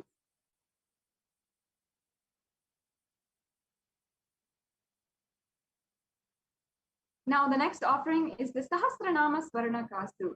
And in the Lalita Sahasranama, verse 731, the Sahasranama Swarna, the Devi is described as Nama Parayana Prita, which means she who likes the repetition of her various names. This is the offering of 1008 names of Devi Parashakti, and it's a very special and unique archana offered to Mahameru of Devi Parashakti. You can offer a gold coin inscribed with each of the names of Devi Parashakti to receive the blessings, to have the Ananta Kalyana Guna, all the divine qualities of Devi Parashakti. The next slide, please. The next offering is the Mukta Anguti. I'll just chant the pramana for the Mukta Anguti. Actually, in the Mukta Anguti is the finger ring with a pearl. And pearl is very much beloved by Devi Meenakshi. And often we do the decoration out of pearls, the sacred adornment out of pearls. And so we offer pearls, pearl necklaces, pearl mala to Devi Meenakshi, as it is her favorite different gemstone. So let me now chant the pramana. Muktaharanala satkirita ruchiram purnendu vatra prabham shinjanno purakinkini manidharam padma prabhavasuram sarvabhita phalapradam girisutam vani rama sevitam meenakshi pranatosmi santatamaham karunyavaranidin. It says, I bow down to the goddess Meenakshi, whose crown has garlands of pearls and face shining like a full moon, who wears anklets that are studded with gemstone and has small bells, who is shining like the splendor of lotus, who grants all the wishes, the daughter of the mountain, who is worshipped by goddess Vani and Rama. I remain ever bowing to goddess Meenakshi, the ocean of compassion.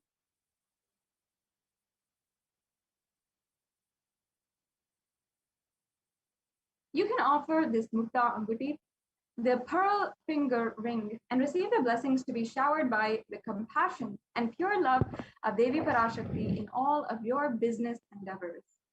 The next slide, please.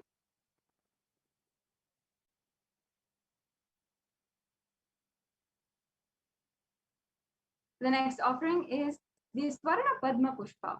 Actually, all the kalashas, it is told in the Kamik Agama that all the kalashas should be wound around with suitable thread and covered with new cloth, and they should be adorned with lotus flower made of gold. And in the Vedic traditions, we can go on to the next slide. In the Vedic tradition, the gold lotus is very powerful and it has several references for using lotus in the worship of Paramashiva. Almost everything in the worship of the ultimate involves the consecration of deities, and worship or meditating on mudras and asanas used during the worship involves the lotus flower, lotus leaf, the lotus pericarp, and lotus petals. The lotus is divine flower. And in fact, even the Shakti of Paramashiva is also called lotus, and the base of the Paramashiva linga is called the lotus, and the disciple of Paramashiva is also considered as a lotus who is about to bloom. So you can offer the gold lotus in any size that you want, and you will achieve the state, space, and powers of and being of Devi Parashakti.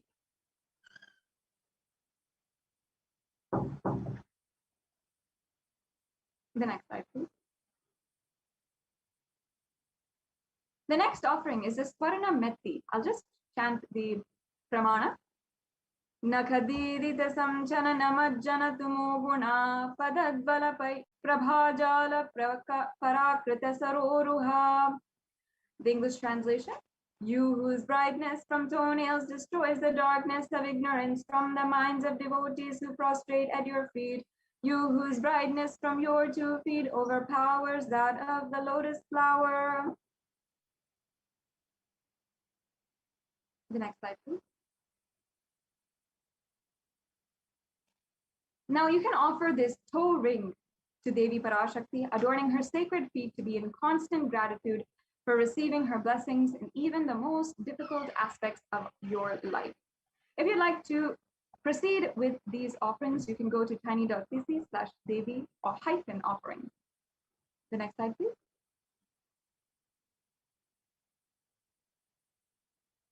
The next offering is the Swarna Mangtika.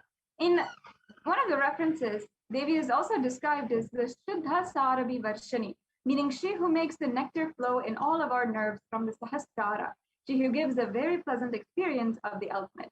The Mangtika represents the nectar flowing from the Sahasrara Chakra. Sahasrara Chakra meaning the 1,000-petaled lotus at the crown of the head.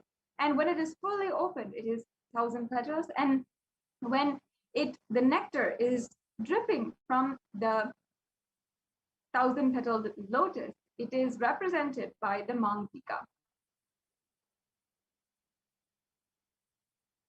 The next slide. So you can offer this Mangtika to experience and receive the blessings of Devi Parashakti for achieving the blissful state of overflowing gratitude and the space of complete completion.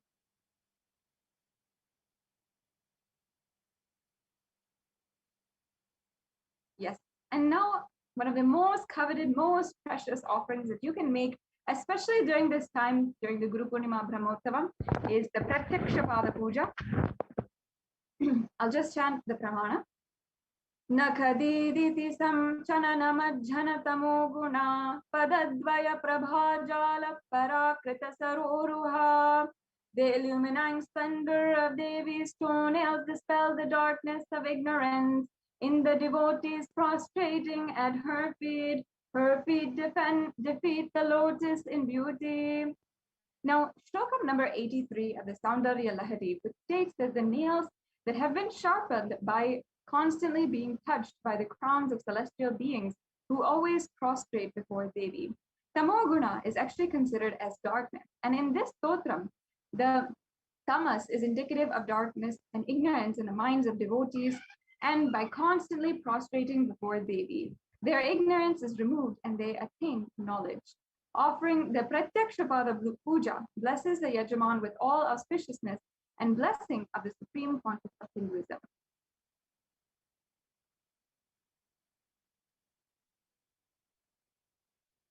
Now, you can also offer the Vastra Seva. This is the offering of the sacred cloth for the Supreme Pontiff of Hinduism.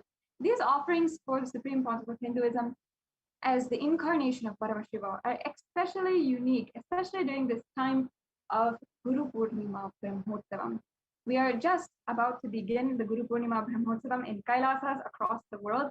This Brahmotsavam is a very special time where you can offer your gratitude to the Guru. Guru is the most renowned and most worshipped figure in Sanatana Hindu Dharma, even more than God themselves because of because Guru is the guide for us to achieve the space of God. And Guru is nothing but the statement of God. Because of this, the Guru Purnima is celebrated every year around this time at the auspicious time. And we, all Hindus across the world, celebrate and worship our Gurus. It is a sacred lineage, the sacred Guru Parampara, which has protected and brought down the sacred traditions of Sanatana Hindu Dharma until today, and without whom we would not be able to celebrate Sanatana Hindu Dharma as we are today across the world. So ensure that you are considering making an offering today for Guru Purnima. The next slide, please. Now we have a summary of all of the offerings that you can make today, including the e-hundi offering, which you can make for any amount right on the YouTube super chat, the Sankalpa chanting, the Devi Sahasranama Kasu, the Mukta Anguti, the Swarna Padma Pushpa, the Swarna Metti, the Swarna Mantika, the Pratyaksha Pada Puja, and the Vastra Seva. So all of these are the offerings that you can make today. And if you are ready for making the offering, if you are ready to even register yourself and make the payment, you can go to tiny.cc/baby-offering. But if you are not yet ready, you want help manifesting, you feel that, yes, I do want to make these offerings in my life, I do want to express my gratitude towards Paramashiva during Guru Purnima or to Devi Parashakti for manifesting so much in my life. If you feel like this, then you can still register and make your intention to make an offering today. The next slide, please.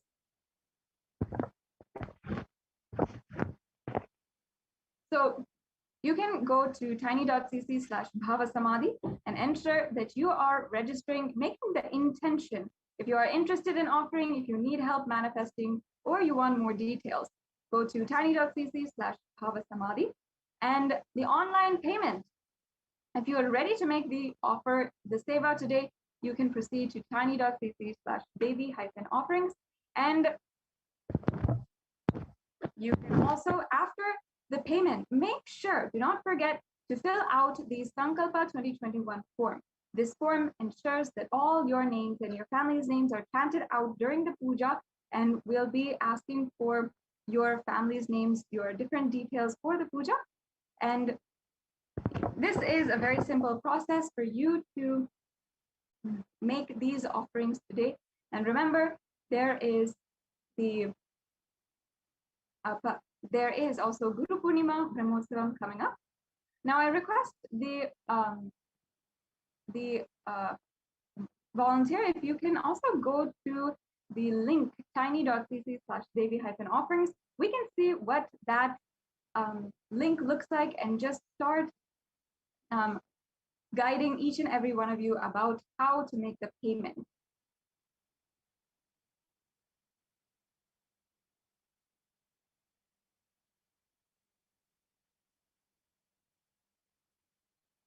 Now we will guide each and every one of you. If you have questions about how to make the payment, what you can do, what is the steps, then we will get back with you. And ensure that you know step by step what is the process for the payment. Yes, as you can see here, we have the payment links. This is the tiny.cc/baby-offerings payment link. And you can see that you can just choose an option and you'll see all of the sevas that are made available today. And once you choose that, you can go to the next steps. You can proceed for checkout. Yes, you can choose any one of the offerings. Add that to your cart. And then proceed to checkout. And then you'll be able to fill out your billing details and all the other details needed in order for you to make this offering today. So after you made your payment, make sure that you're filling out the Sankalpa 2021 form. This is another very important step.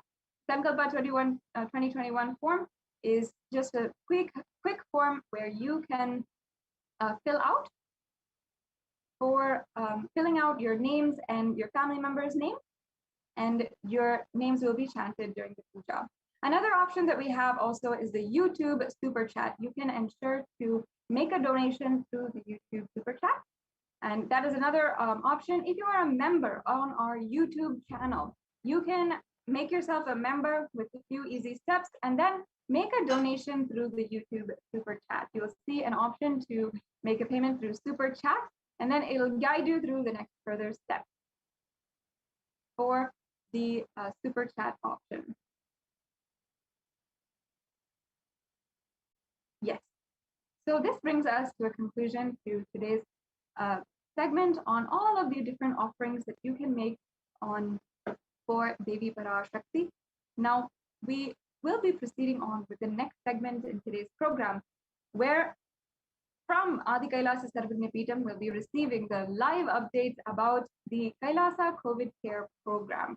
We'll be hearing from the residents who are living there about the different lifestyle changes, the transformation that they are benefiting from, and hearing how the Kailasa COVID care is being implemented and starting in all of the different adinams in India. What I mean by the word Kailasa, listen intensely. Enlightenment ecosystem, literally enlightenment itself, in your own home, wherever you are. If you cannot come to Kailasa, it's okay. Kailasa can come to you. Kailasa coming to you is Kailasa.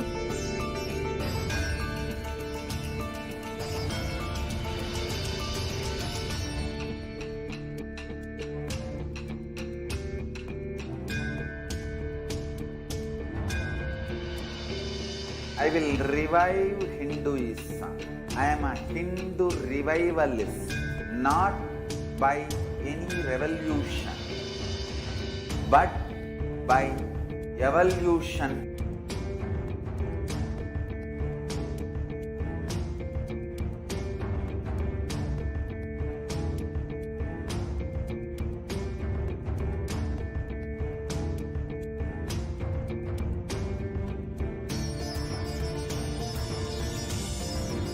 And setting model community.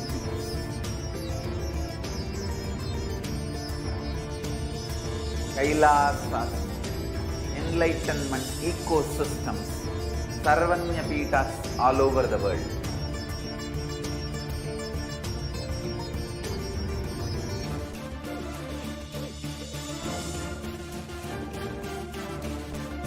All powerful cognition, knowledge, only when you live, power manifestation and possibilities manifestation happens. It's a fundamental truth.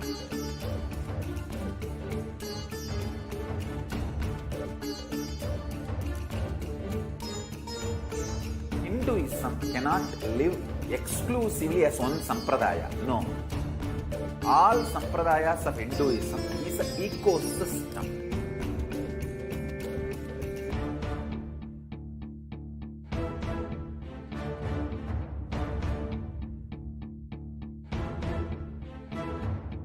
So don't keep quiet thinking that if one sampradaya is attacked, only that sampradaya is going to be affected.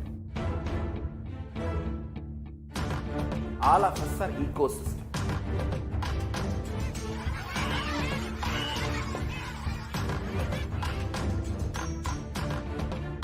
I invite all of you to get involved and enjoy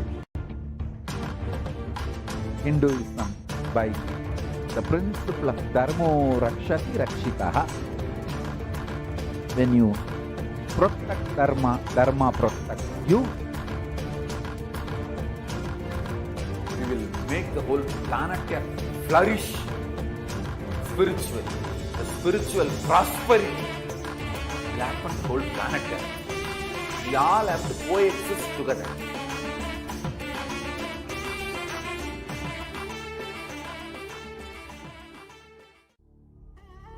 What I mean by the word Kailasa, listen intensely. Enlightenment ecosystem, literally enlightenment itself, in your own home, wherever you are. If you cannot come to Kailasa, it's okay. Kailasa can come to you. Kailasa coming to you.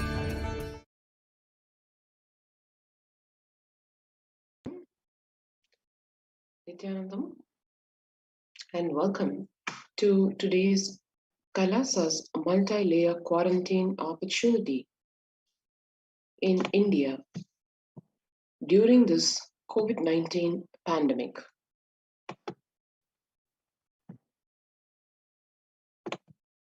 Let's first understand what are the revelations to the world by Devi Parashakti. Devi revealed India is the biggest spiritual land where enlightened beings happen again and again, flower as enlightened beings, and benefit the entire world. We cannot afford to lose only Bharatam. We cannot lose the enlightenment room. In order to save the cosmos from the cosmic deluge, I built a ship called the Adi Kailasa. In order to protect humanity from the cosmic deluge, I gathered together all the spiritual energy of the cosmos and built the ship called Kailasa, Adi Kailasa. Due to the cunning strategy of the treacherous people and the ruling of the enemies, the captain of the ship itself had to leave the ship. Now, let all come and take a good bath, get protected and get healed, get all the benefits. Make use of the ship which I built out of huge grace and compassion, and protect yourselves from the huge cosmic deluding destructive dance. For India, I made ship as protection. The Nithyananda Navabhashana Lingam in Vaidya Sarovar. Go to Adi Kailasa. Crores of people will come there looking for health, Navapashana water feast, and medicine to get health and protection and enlightenment. For all of them, give Annadan. To protect India from the great destruction, I, Parashakti, made this huge ship. Even if captain is not there, ship is there. The Supreme Pontiff of Hinduism revealed, at least 6 months back, I became aware that multi-layer quarantine is needed to protect people. If you're in India and you want to protect your immediate family or extended family, anyone will listen to you. Get them immediately to our campuses.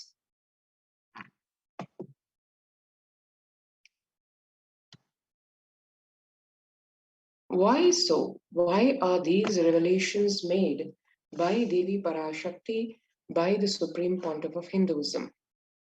If one sees the statistics of the world in the last couple of months, couple of weeks, the numbers are only increasing. The curve is something which even does not even talk of a fall. The cumulative numbers of the deaths around the world within a day, within a week, within a month is just increasing. And as the Supreme Pontiff of Hinduism said in the SATSANG,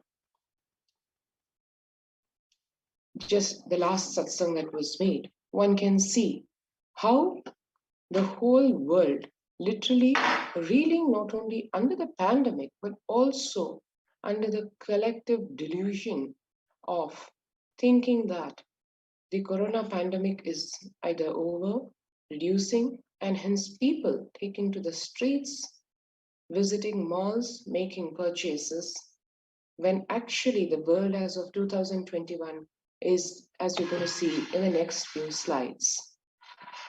Coronavirus live updates, where one can see almost close to 1 lakh cases in India, 3,000 plus deaths in just one single day.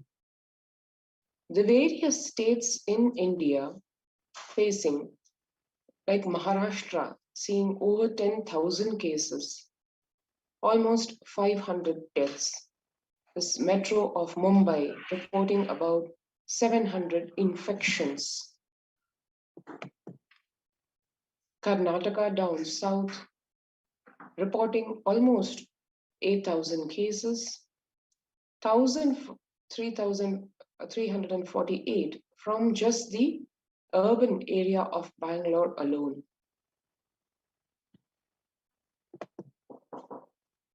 And one can see here 562 black fungus cases in Bihar, 76 deaths. The center, on the other hand, refuting the Economist report on underreporting of deaths, calls it misinformed.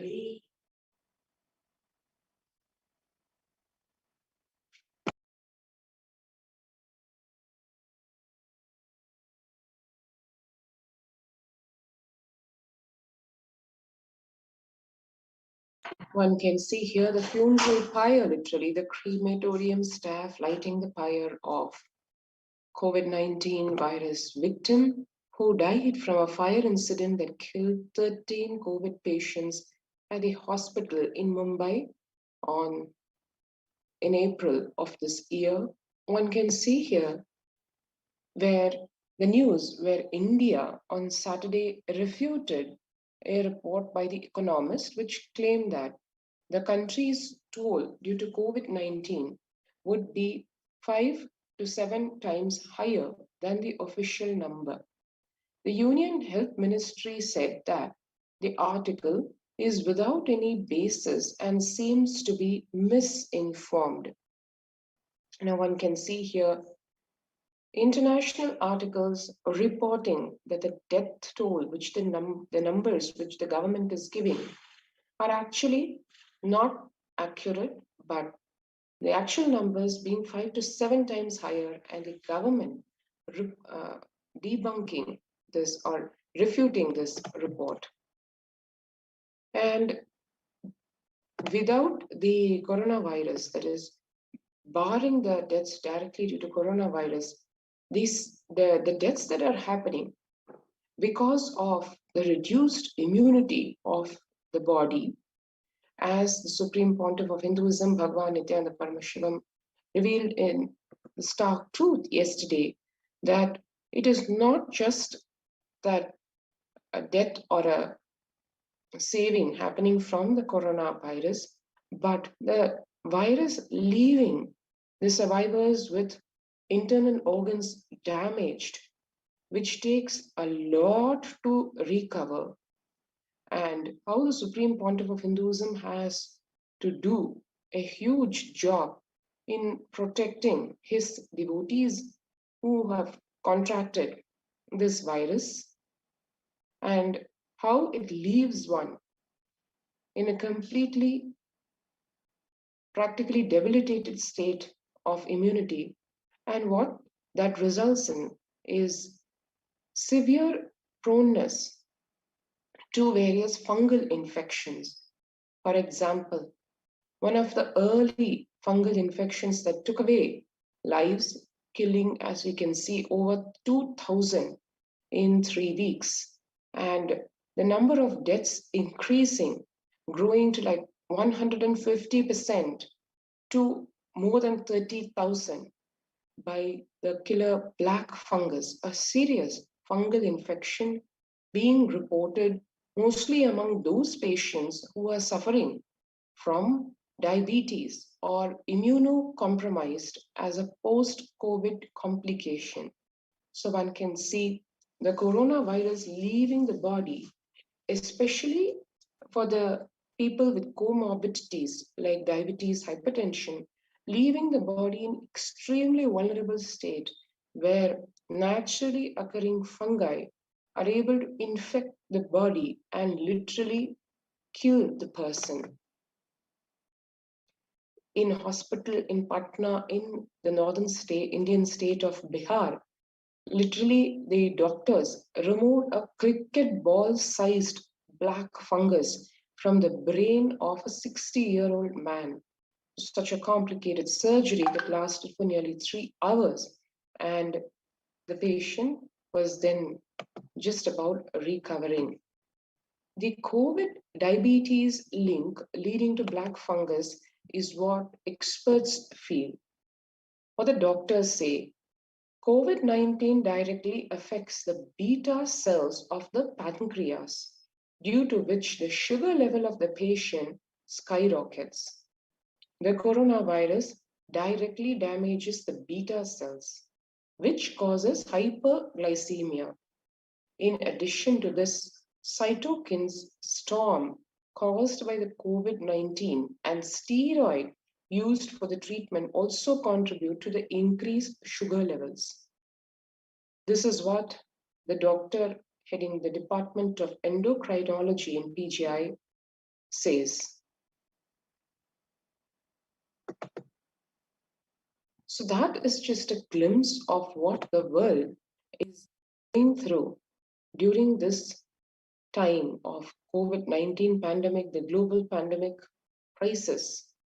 And when the first world countries are closing their borders during this massive global emergency, Kailasa is the only nation that has opened up its doors to all without exception. And as we saw in the SATSANG, which happened a few hours before, yet again, the Supreme Pontiff of Hinduism, BHAVA Nithyananda Paramashivam, reiterated the need to keep oneself alive and how for that multi-layer quarantine facility is absolutely essential. And yet again, the Supreme Pontiff of Hinduism, Nithyananda Paramashivam, exhorted every single devotee of his to take this call to action sincerely and invite each and every one of the people whom we knew who would listen to us to come avail of the multi-layer quarantine facility, which is open in all the de facto spiritual embassies of Kailasa across India. The free COVID care centers opened across India include over a dozen, which include Adi Kailasa in Vidudi, Bangalore, Salem Adinam in Tamil Nadu, Tiruvannamalai Adinam in Tamil Nadu, Rajapalayam Adinam in Tamil Nadu, Puduvai Adinam in Puducherry, Pattanam Adinam in Tamil Nadu, Siragapadi Adinam in Tamil Nadu, Sripuram Adinam in Hyderabad, Madurai Adinam in Tamil Nadu, Avathipalayam Adinam in Tamil Nadu, Hosur Adinam in Tamil Nadu, Baroda Adinam in Gujarat. Multiple free COVID care centers opened across all the de facto spiritual embassies of India as Kailasa rushes to aid as India finds itself on the verge of the COVID-19 third wave. Various humanitarian services as well as spiritual services being offered during this pandemic in Kailasa's de facto spiritual embassies across India.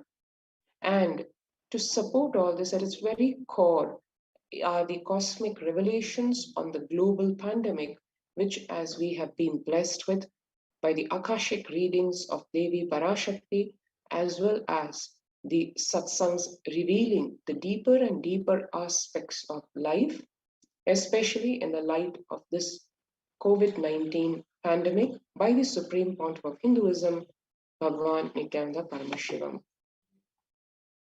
And the free humanitarian services offered during this pandemic in the de facto spiritual embassies across India include the medical care in the form of allopathy, Ayurveda, Siddha medicine, and with extreme care and concern micromanaged directly by the Supreme Pontiff of Hinduism, Nithyananda Paramashivam.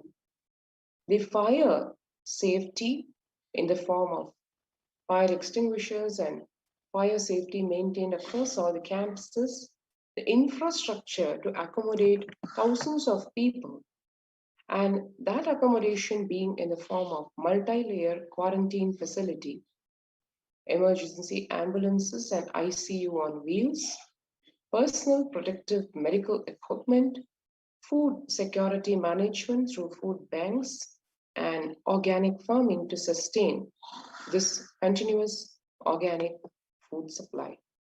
So this was a glimpse of what the COVID-19 pandemic is all about in terms of the health situation in India and what the COVID care protection centers in the de facto spiritual embassies of Kailasa across India have been established for, how Kailasa is rushing to help to aid India as India faces the onslaught of what the Supreme Pontiff of Hinduism revealed to be probably the worst in terms of the third wave of the COVID-19 pandemic, which is yet to come.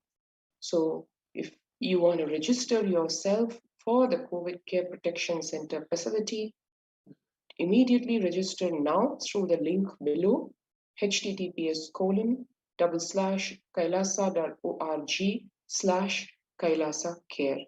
Let's take a few minutes now to register ourselves for the COVID Care Protection Center through this link right away.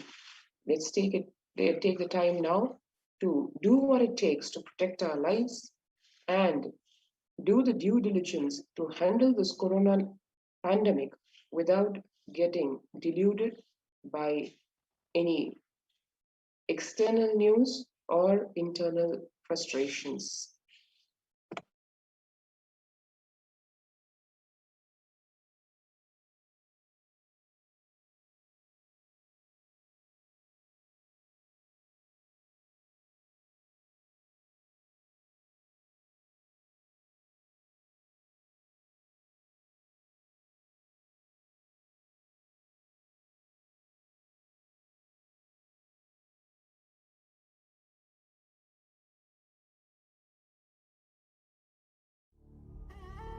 What I mean by the word Kailasa, listen intensely. Enlightenment ecosystem, literally enlightenment itself, in your own home, wherever you are. If you cannot come to Kailasa, it's okay. Kailasa can come to you. Kailasa coming to you is Kailasa.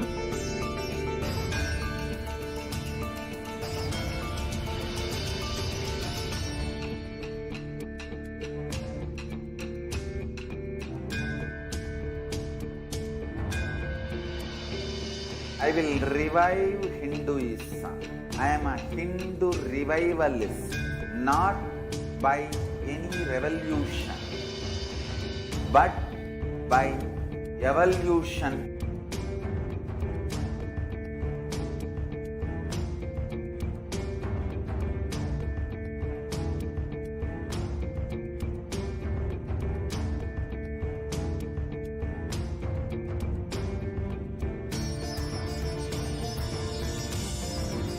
And setting model communities.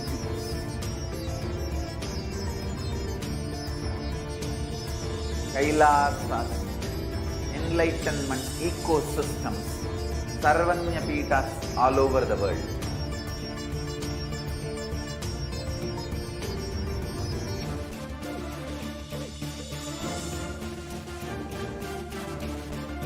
All all powerful cognition, knowledge, only when you live, power manifestation and possibilities manifestation happens. It's a fundamental truth.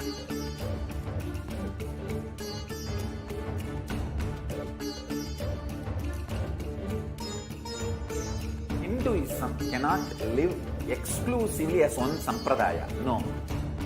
All sampradayas of Hinduism is an ecosystem.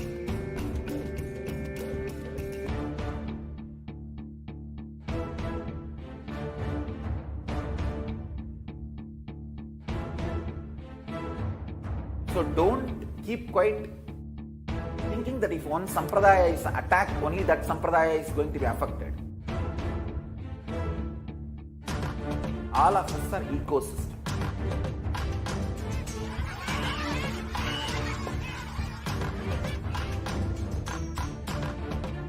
I invite all of you to get involved and enjoy Hinduism by the principle of Dharmo Rakshati Rakshitaha. When you protect Dharma, Dharma protects you.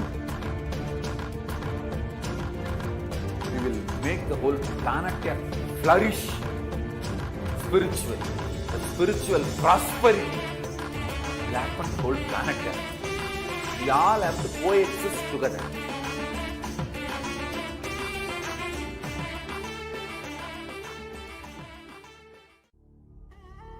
What I mean by the word Kailasa, listen intensely. Enlightenment ecosystem, literally enlightenment itself, in your own home, wherever you are. If you cannot come to Kailasa, it's okay. Kailasa can come to you. Kailasa coming to you is Kailasa.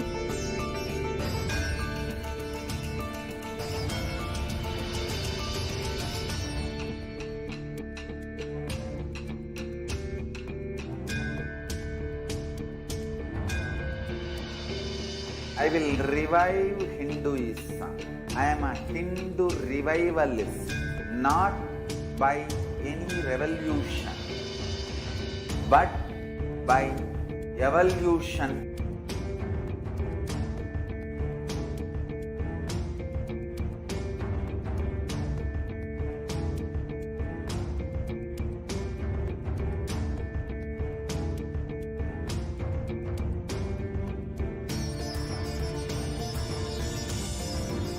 And setting model communities.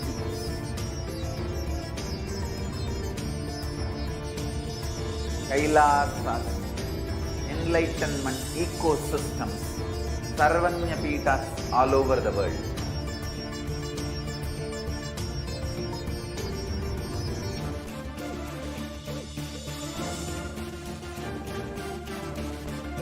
All powerful cognition, knowledge, only when you live, power manifestation and possibilities manifestation happens. It's a fundamental truth.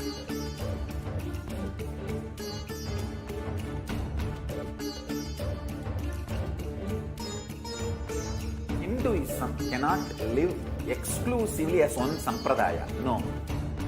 All sampradayas of Hinduism is an ecosystem.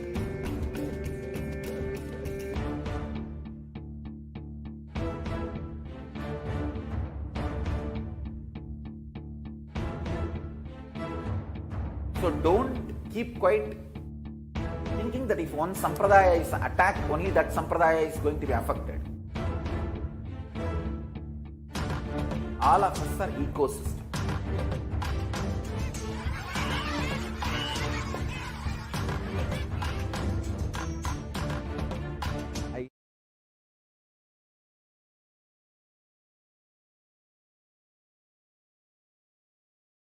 Nithyanandam, and welcome back. And now we're going to witness something very historical that has been recorded in the annals of history what Devi revealed about the Adi Kailasa ship. What she said, the ship that was made 12 years back to save humanity from the deluge, the cosmic deluge that it is going through today. What is that ship all about? How this miraculous Navapashana Lingam, which is the 21 feet tall Ananda Lingam in the Vaidya Sarovar in Adi Kailasa Sarvajna Peetham, how was that made? What were the beginnings of it? And as happens for everything else, whether in this Adinam or in the cosmos, how the Supreme Pontiff of Hinduism, Bhagavan Nithyananda Paramashivam, has micromanaged to the last detail the making of this 21 feet Navapashana Lingam. So let us take a look at a video which has captured those magic moments when in May of 2008, in Adi Kailasa Sarvajna Peetham, the Supreme Pontiff of Hinduism, Bhagavan Nithyananda Paramashivam, guided directly and is explaining what is happening, what is he enabling, what is he making in the form of the base, the core of this Navapashana Lingam, which is the Navapashana itself. Let's take a look at this historical video.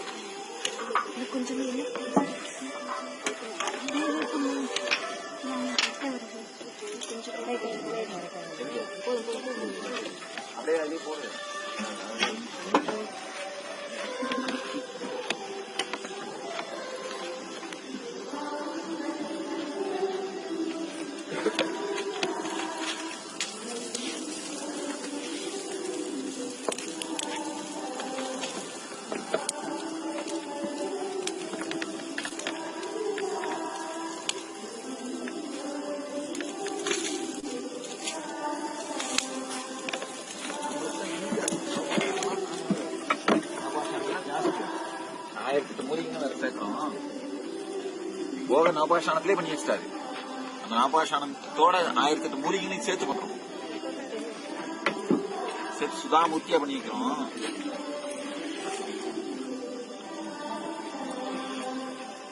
அதப்பா உருண்டையெல்லாம் எடுத்து பாக்கல, நல்லா வேகட்டும்.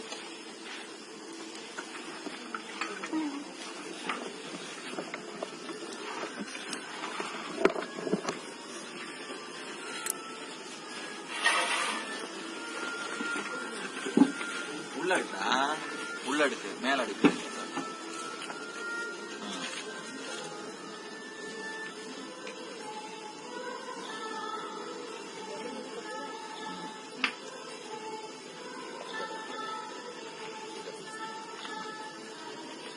என்ன heat பத்தியா? அந்த நெருப்பு விட்டு போய் அவளை வீட்டு இருக்காரு. இந்த நெருப்பு பயங்கர ஹீட்டா இருக்கணும். காரணம் எரிஞ்சது எரியுது.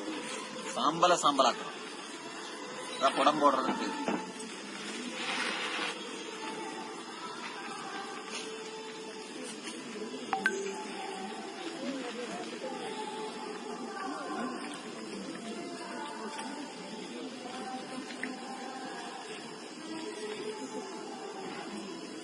அப்படியே போட்டு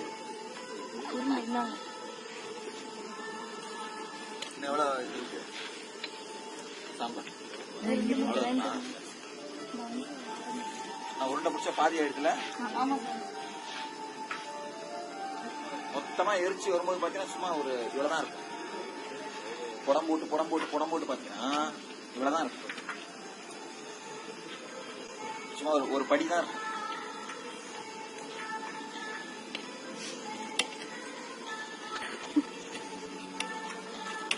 பருப்பு எத்தனை அதுல முக்கா சாம்பல் இருந்ததுல அதை புடம் புடிச்சிட்டீங்க இவ்வளவுதான் இருப்பாரு. எல்லா உருண்டையும் அடிக்கிறீங்களா?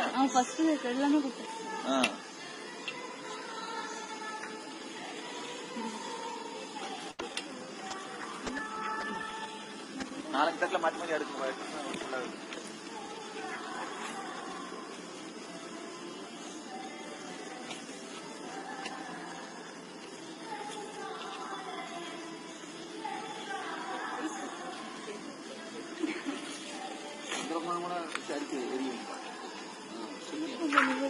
கூத்து வருது பாத்தியா, அந்த சாம்பல் இருக்கு பாரு, அந்த மாதிரி மொத்தமா வேணும்.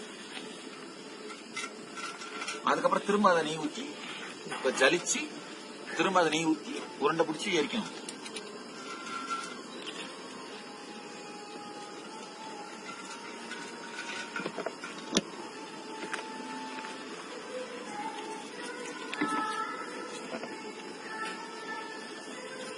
சும்மாவே கல்விக்க போறாங்க. பண்ணுங்க என்ன நலபாஷம் அனுப்ப வந்தீங்கன்னு வீடியோவை பிடிச்சி வச்சுடா, பிடிச்சி வச்சு காமி ஜனங்களுக்கு.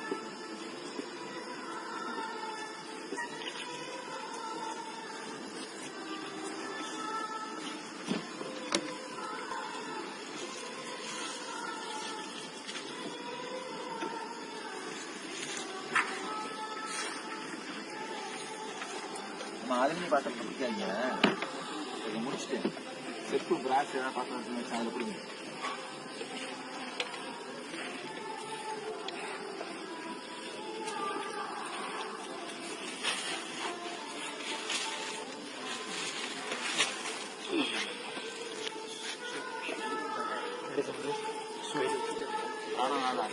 ஜாஸ்தியா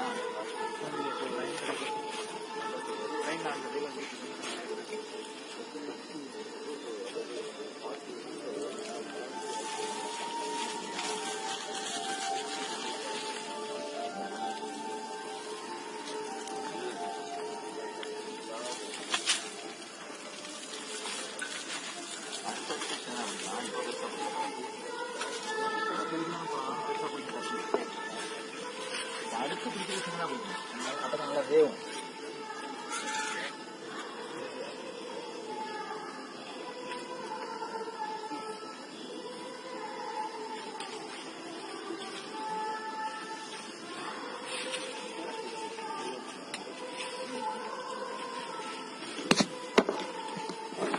புடம் போட போட சாஃப்ட் பார்ட்டிகிள்ஸ் மாதிரி இருந்தா அப்ப என்ன ஆகும், குழைச்சோம்னா அப்படியே கப்புன்னு சில பிடிச்சிடும்.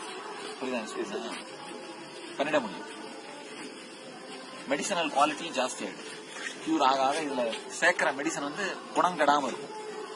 சாலிட் பார்ட்டிகிள்ஸ் இருக்கிறது இதுல சேர்க்கிற மெடிசனோட குவாலிட்டி குறைஞ்சிரும். இந்த மெடிசன் பேஸ் தானே இது.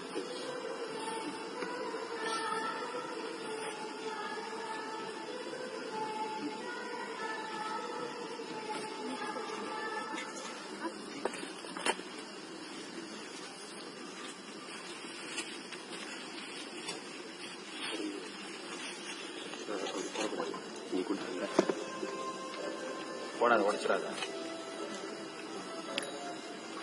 நிறைய பக்கம் அப்புறம் இட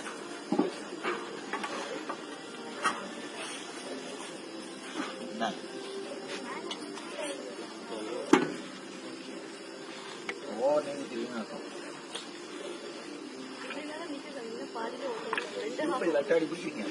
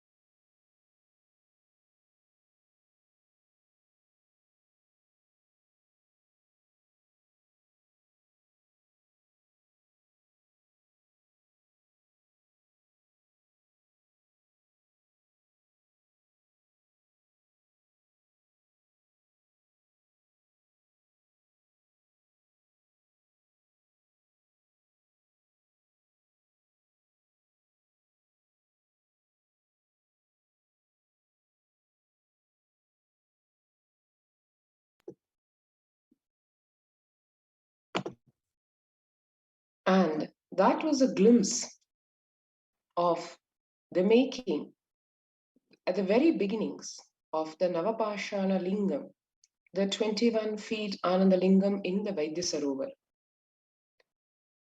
That is the Adi Kailasa ship that Devi Parashakti revealed about, where, as she said, even though captain is not there, ship is there.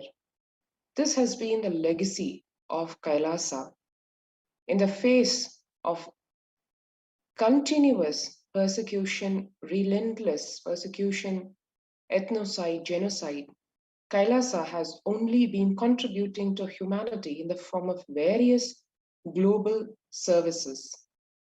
Kailasa's Department of State, under the various 6 Ohms, has contributed at various facets of services to humanity. The Saffron Ohm, for example, working for world peace, conflict resolution, and religious freedom, amongst the many activities spearheaded by Kailasa's Saffron Ohm.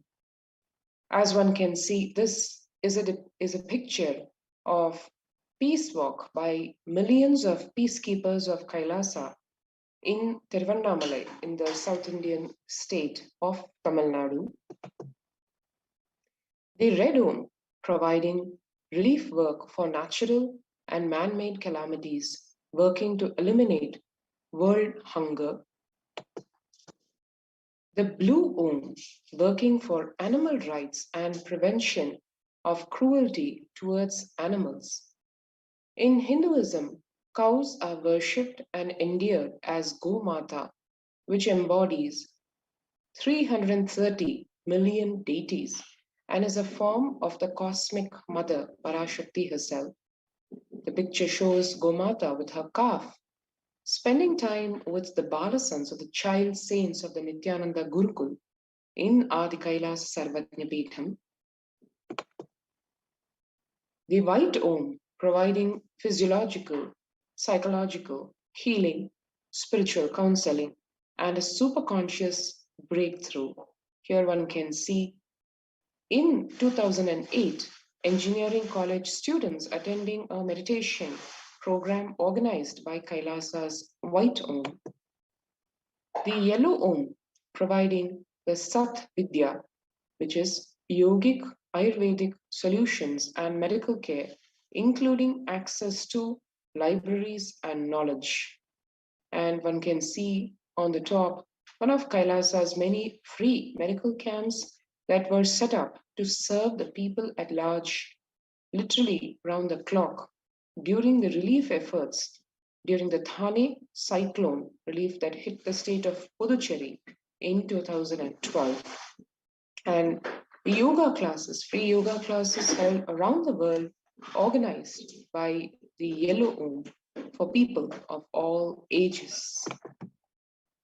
The Green Om, which works for protecting the environment. One can see here organic fruits, vegetables, grains cultivated by the peacekeepers of Kailasa, led by the Supreme Pontiff of Hinduism. And the produce that is obtained by this effort of organic farming is offered first as the temple Naivedyam to the deities and then served as Annadan, the charitable service of providing free organic meals to everyone. And Kailasa's Department of Health, making the traditional kashayams, the sacred medicines from the Siddha tradition, for all the residents taking refuge from the COVID-19 pandemic within Adi Kailasa's protective, preventive, multi-layered quarantine facility. And to get an idea of really what it takes, as the Supreme Pontiff of Hinduism, BHAVA Nithyananda Paramashivam, was revealing in elaborate detail yesterday in the last satsang on how to live a confident life free from the 3 doshas, especially from Pitta, which keeps one mentally bonded, and the Kapha, which keeps one physically bonded, how to get liberation from these and how to live a life where samatva or the three doshas are completely balanced as the body of the Supreme Pontiff of Hinduism is, and how that is so simple. It does not, the solutions are very simple, and yet the power they wield to enable that superconscious breakthrough is immense. The conscious sovereignty enabling that, how it is so important, and how these are enabled by simple solutions is explained. For one example, the potion or the concoction made within the Adi Kailasa campus, where each and every herb being used in the concoction has been organically grown within the campus itself, adhering to the guidelines laid down by Paramashiva in the Vedas and the Agamas. So let's take a look at how this potion is made.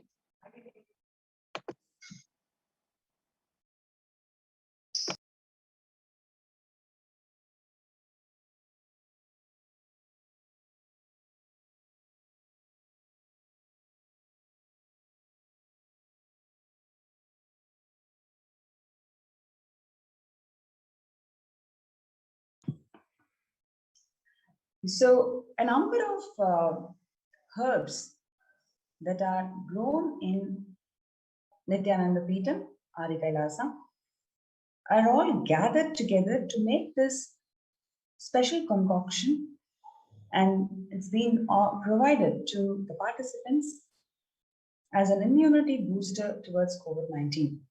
So we're just going to walk through the recipe and what is the significance of each of these ingredients and how it helps in empowering you with a good health. So the herbal drink consists of curry leaves, mango leaves, neem leaves, turba grass, drumstick leaves, bilva leaves, lemon leaves, night jasmine leaves, tulasi, goa leaves, punnangani leaves, kiranali leaves, pomegranate leaves, agatti leaves, fig leaves, jaggery, and ginger. First, we have this curry leaves that helps with smooth digestion, cleanses with stomach and intestines, prevents the growth of cancer cells, increases the growth of hair, increases red blood cells, increases hemoglobin level. Mango leaves stops vomiting. Mango leaves stops nauseous sensations. It stops hiccups and it boosts the immunity. Neem leaves removes digestion problems. It removes parasites from stomach, heals skin-related diseases. Neem leaves boosts your immunity. It cures chickenpox, clears all the lung-related problems. Durva leaves kills germs, increases the immunity, helps you with smooth menstrual cycle, regulated menstrual cycle. It strengthens your bones, it increases your longevity, it cures urine-related problems. Drumstick leaves helps in maintaining the blood pressure and sugar. It cures the ulcer, it helps with your menstrual cycle. Bilva leaves cures fever, it removes the eye-related problems, it prevents infectious diseases. Bilva leaves removes the chest pain, it helps in your breathing. Lemon leaves removes all the urinary problems. Lemon leaves heals the skin diseases, it removes the tooth pain. Lemon leaves strengthens the heart and it reduces the fat.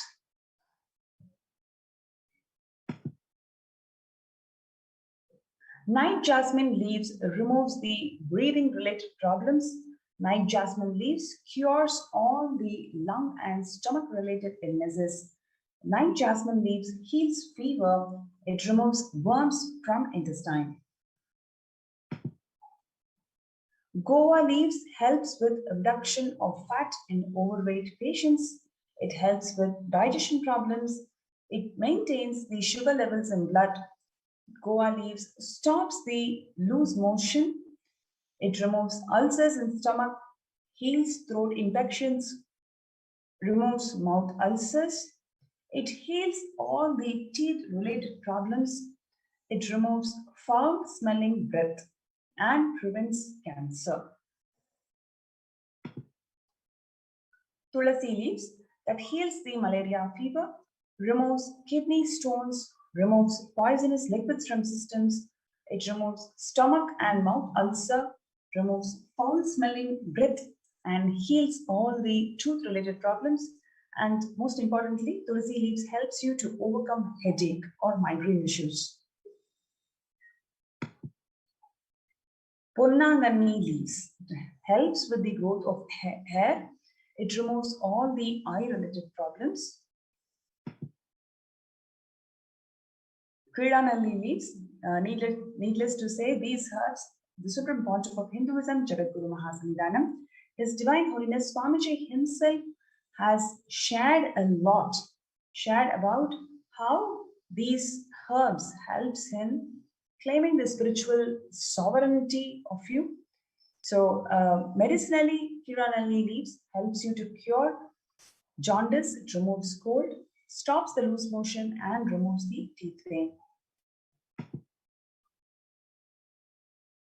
Pomegranate leaves, it prevents the cancer, cures all the heart-related problems, maintains the blood pressure, cures skin-related problems.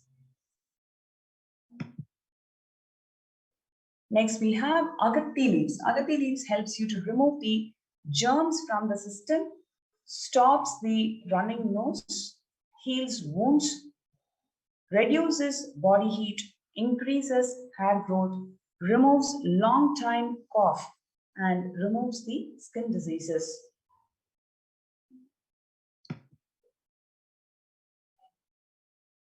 Atti leaves. Atti leaves helps you to maintain the sugar levels. It removes the excess cholesterol, removes ulcer, helps with the digestion, and removes the external swellings.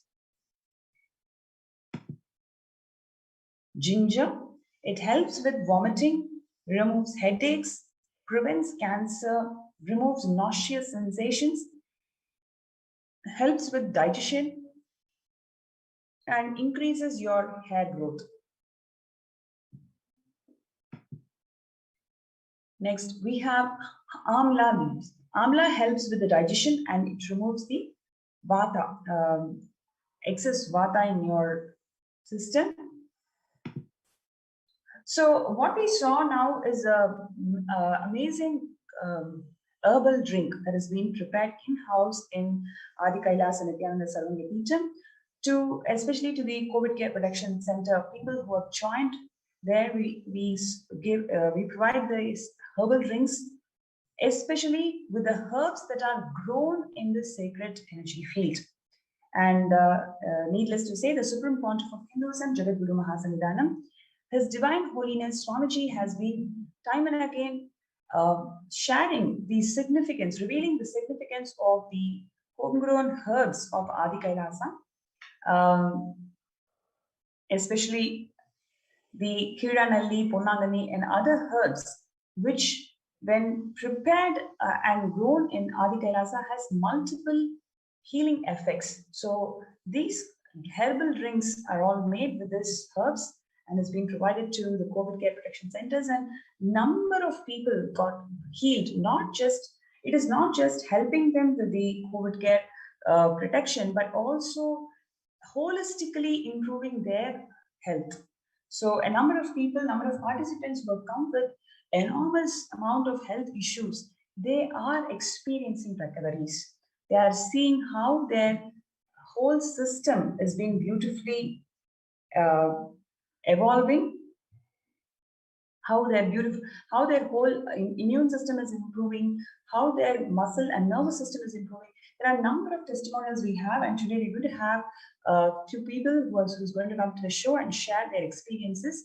So before that, we'll We'll take a short break and we'll be right back.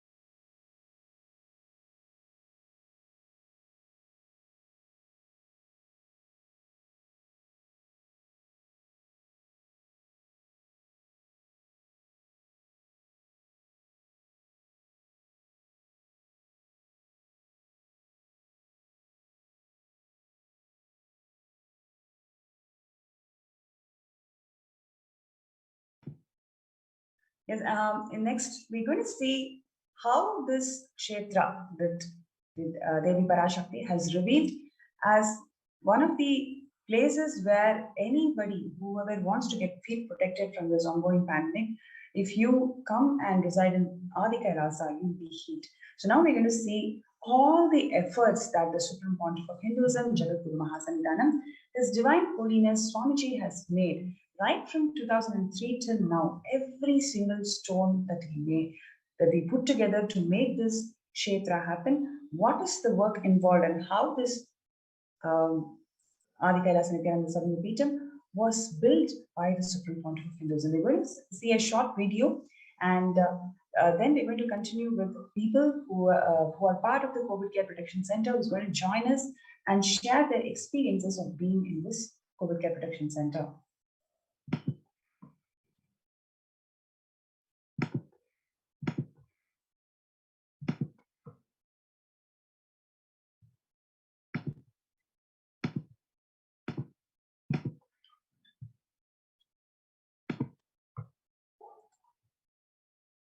So it's a technical glitch.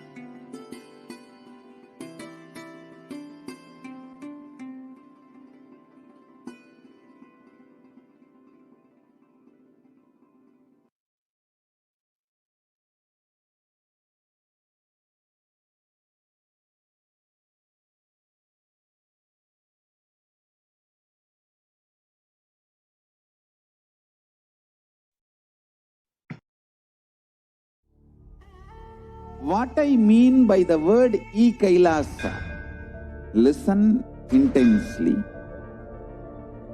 Enlightenment ecosystem, literally enlightenment itself, in your own home, wherever you are.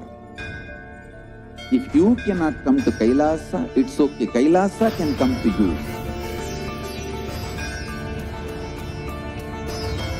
Kailasa coming to you is Kailasa.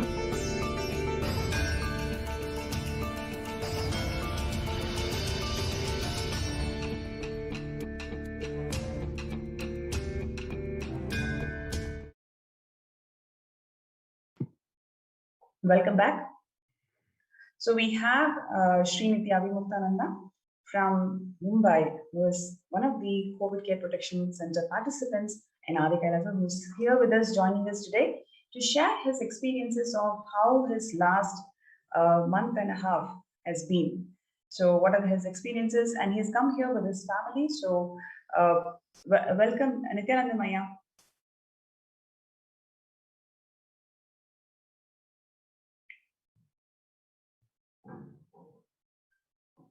Nithyanandam? Yeah, Nithyanandama, am I audible?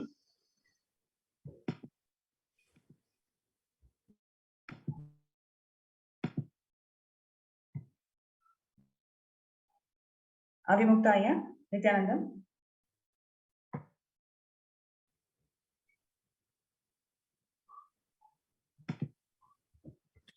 Am I audible?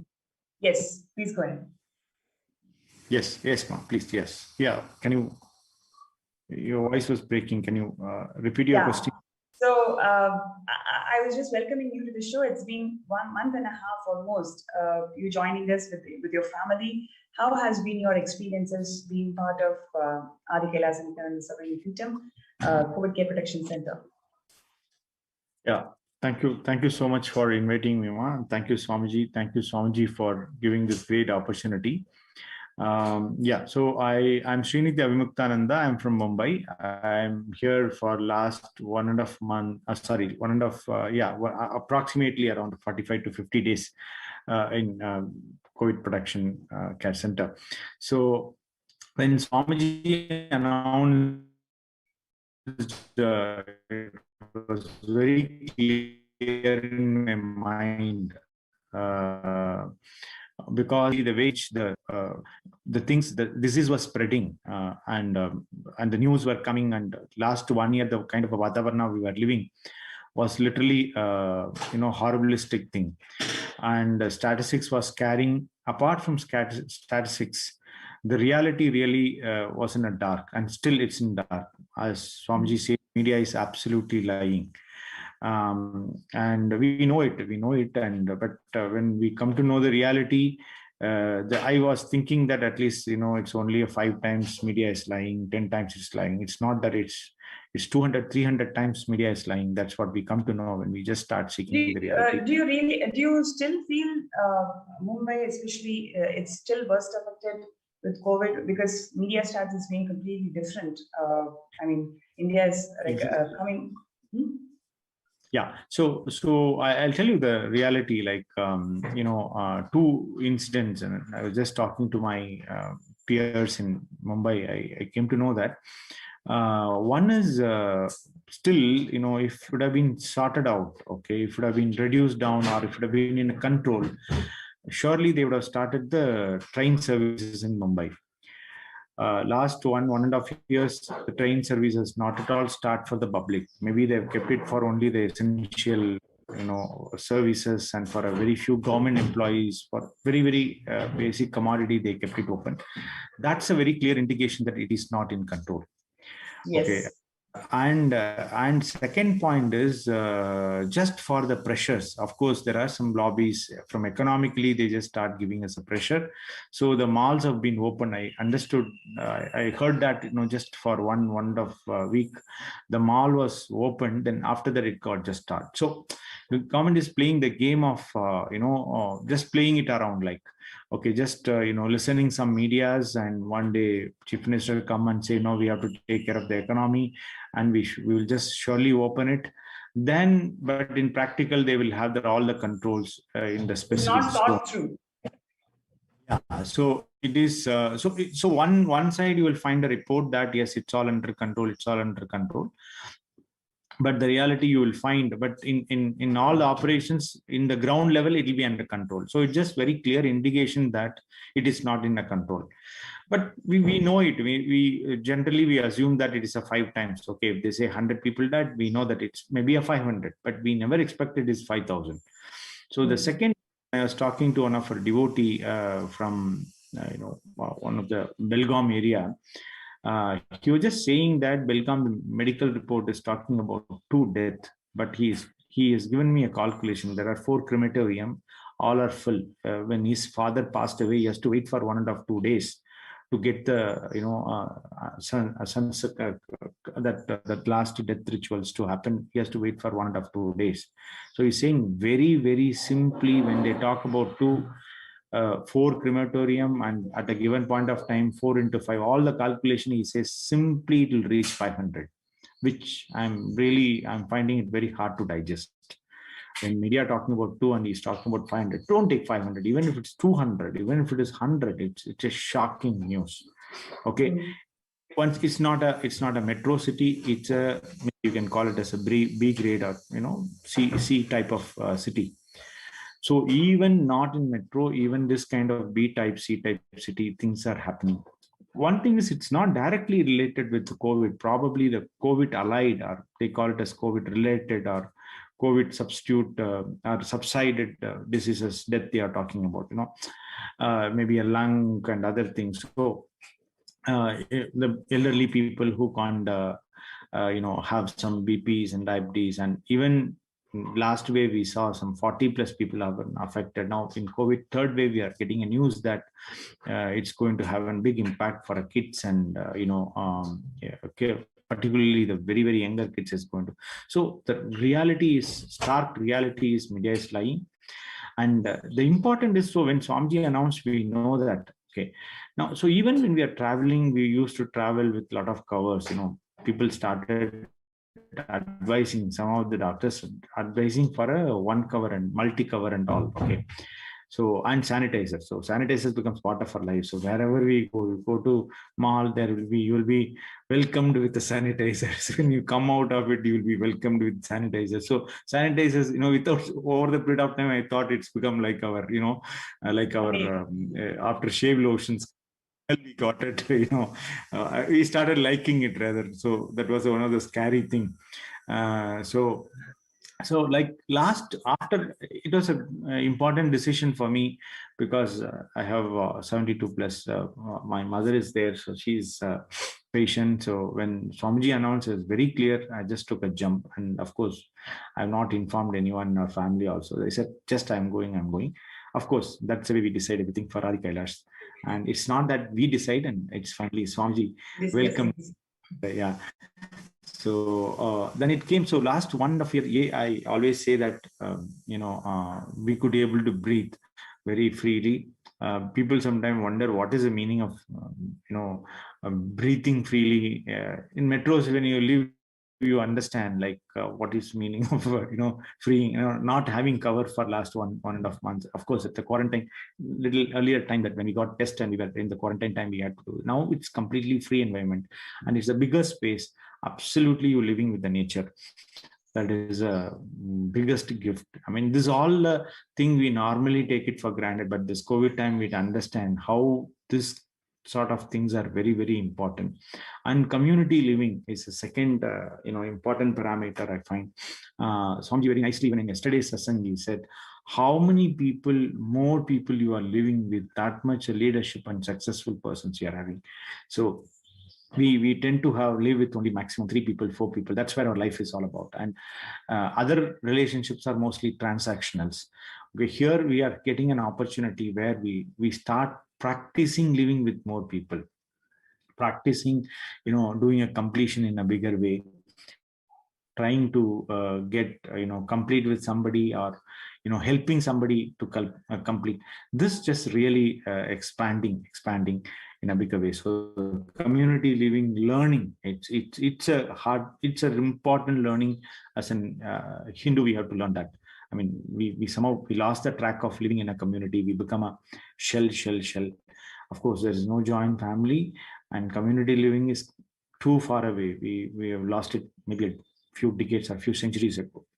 That's the second thing I call it. So free air and liberation from the sanitizer, and third is community living. So these are the few things I feel really good, and even that's not important. Yeah, the very important emotional thing for me is, as I was mentioning earlier too, this is a spiritual doctrine. Even yesterday, Dr. Sandalashmi Ma and Adnan Vijayanama came and talk about like how how this whole spiritual routines are important. Okay, I have small back pains, and I get a medicine at my place. They came and they deliver and they check. Okay, I mean, in outside also there are doctors. You go there and meet them. You take them on appointment and do that. It's not that medications are not outside, but when it been in this spiritual environment, you are seen not as a just mechanical part, or it's not happening in mechanical way. That customized or personally touched way of medication is very important. My mother feels now it's fine, she can talk something, doctor listen. So what normally doctor listen and only change the index of this prescription, that's what normally happen outside. Some new medicines, new medical names will be added in the prescription here and there. Instead of that, she finds like you can she can talk to somebody, and somewhere she been listened. Okay, that's one. And apart from this, of course, doctors say you walk, but for him it's a mechanical talk. Here, when the Ma came and they share their thing, it's like a friend coming and doing a medication. That's something. Last maybe 20 years, 25 years, I'm taking her to doctor and do all things, but this time I'm feeling something completely different. This spiritual doctrine, I term it as, but it's really wonderful.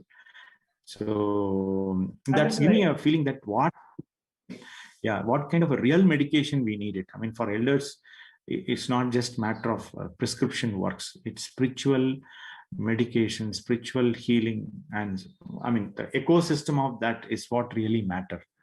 That's a new learning. If you ask me, I'll take it up with me. What is your mother saying, like after being here, especially it's a new environment for her, getting along with people?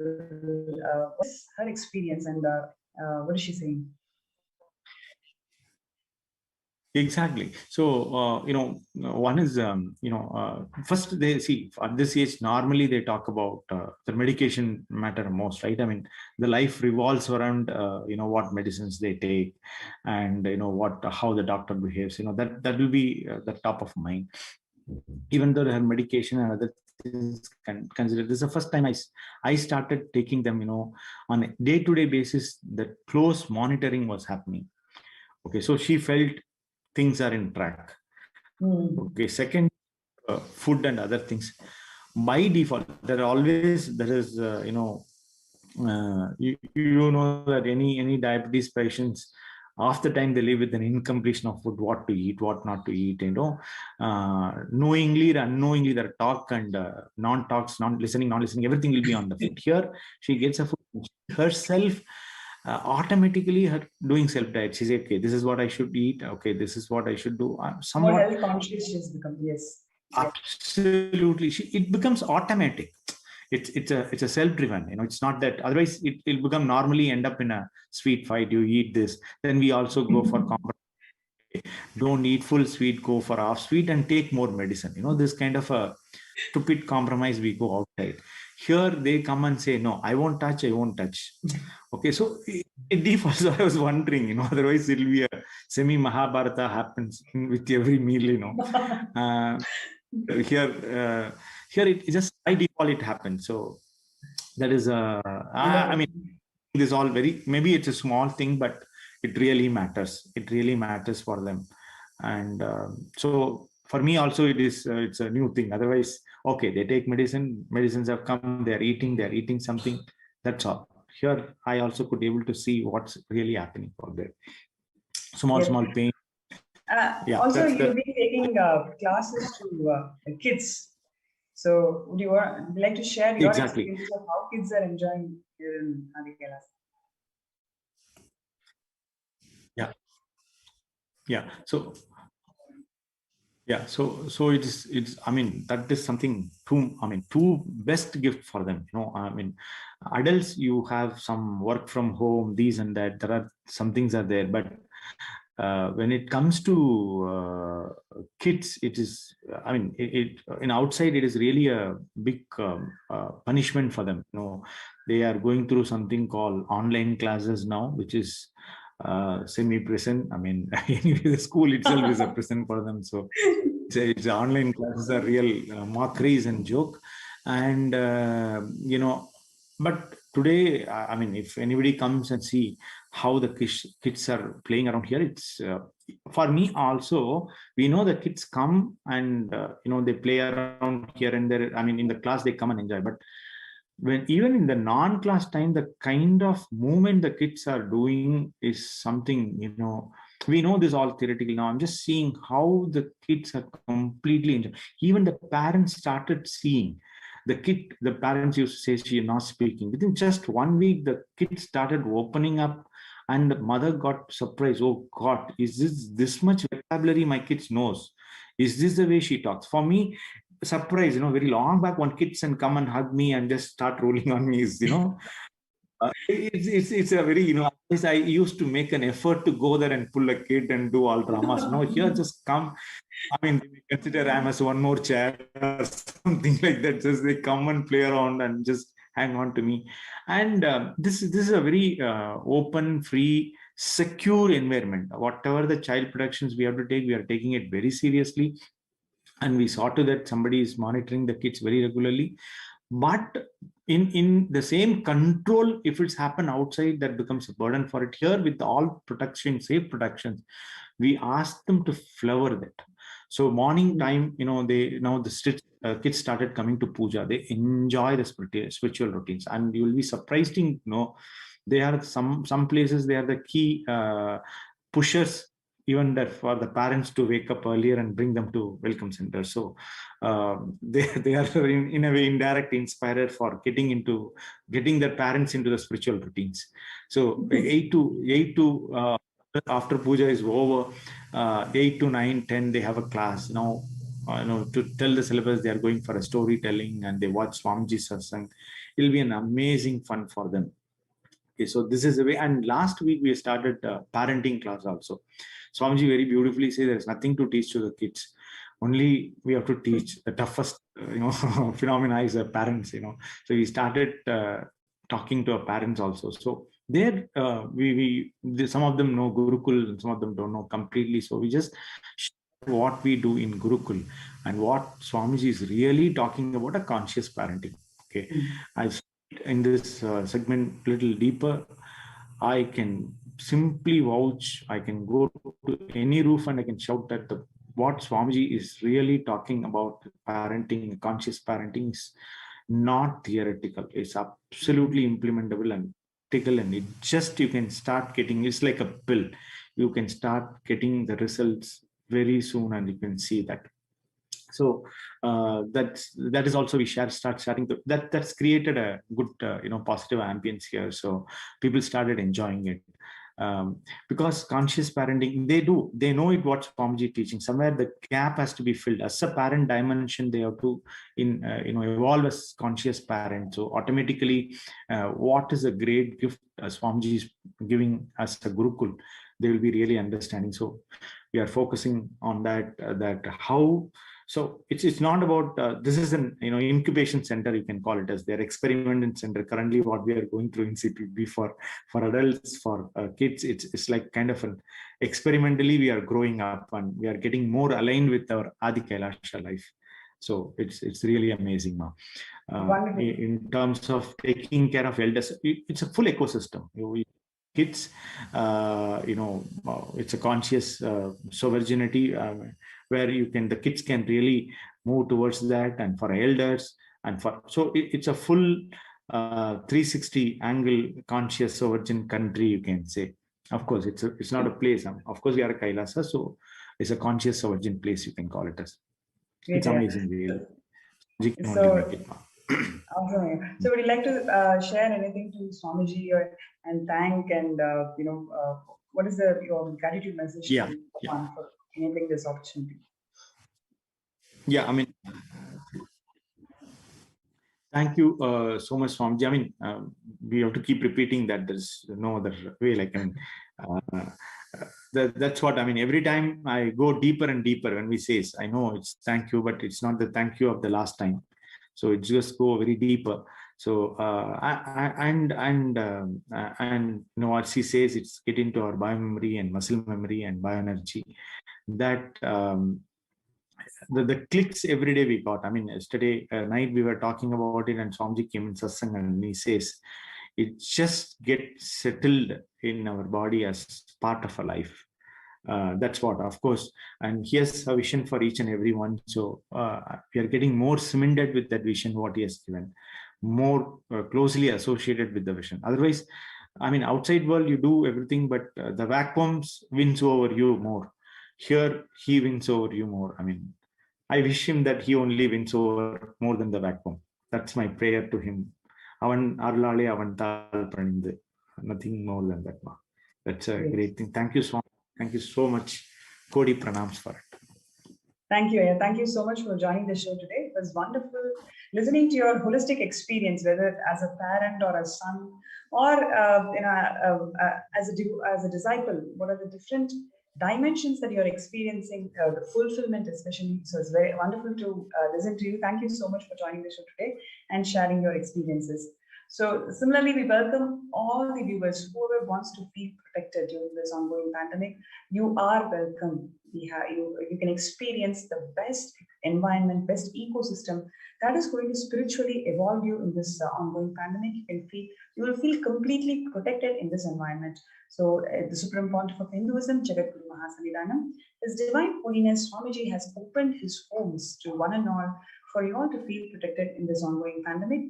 So there's free food, free accommodation, free internet services, and you can work from home. More than everything else, it is the holistic experience that this ecosystem enables you. The fulfillment that you experience in this ongoing pandemic is immense when you join us. So the Supreme Pontiff of Hinduism has opened his home, the de facto spiritual embassies, to one and all unconditionally. So therefore, we welcome you to join our COVID care protection centers. And with this, we will move to the next segment and we'll have a short break.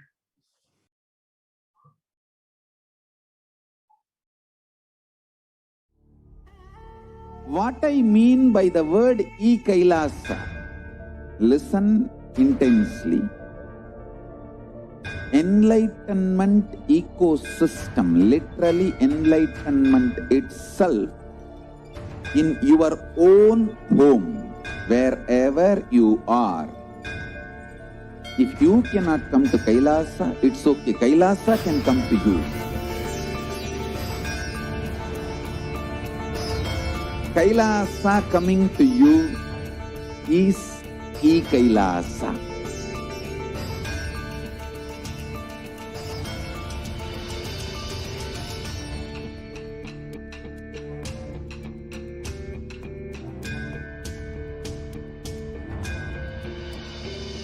I will revive Hinduism. I am a Hindu revivalist, not by any revolution, but by evolution.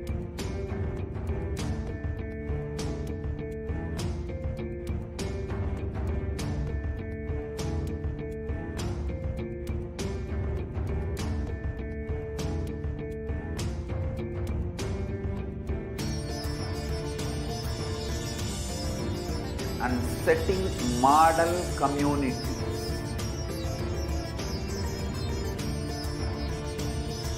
Kailasa, enlightenment ecosystems, Sarvanya Peethas all over the world.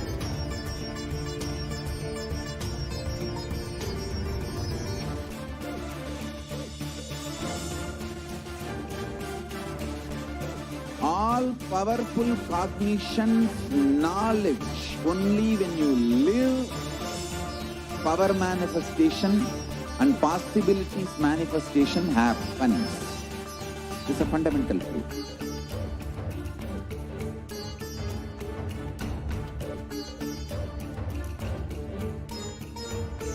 Hinduism cannot live exclusively as one sampradaya. No.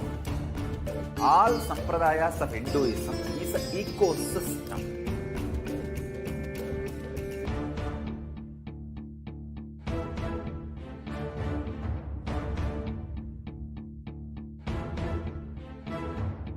So don't keep quiet thinking that if one sampradaya is attacked, only that sampradaya is going to be affected. All of us are ecosystem.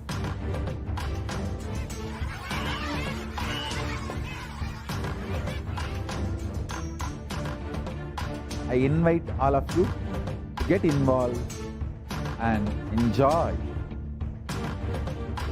Hinduism by the principle of Dharmo Rakshati Rakshitaha. When you protect Dharma, Dharma protects.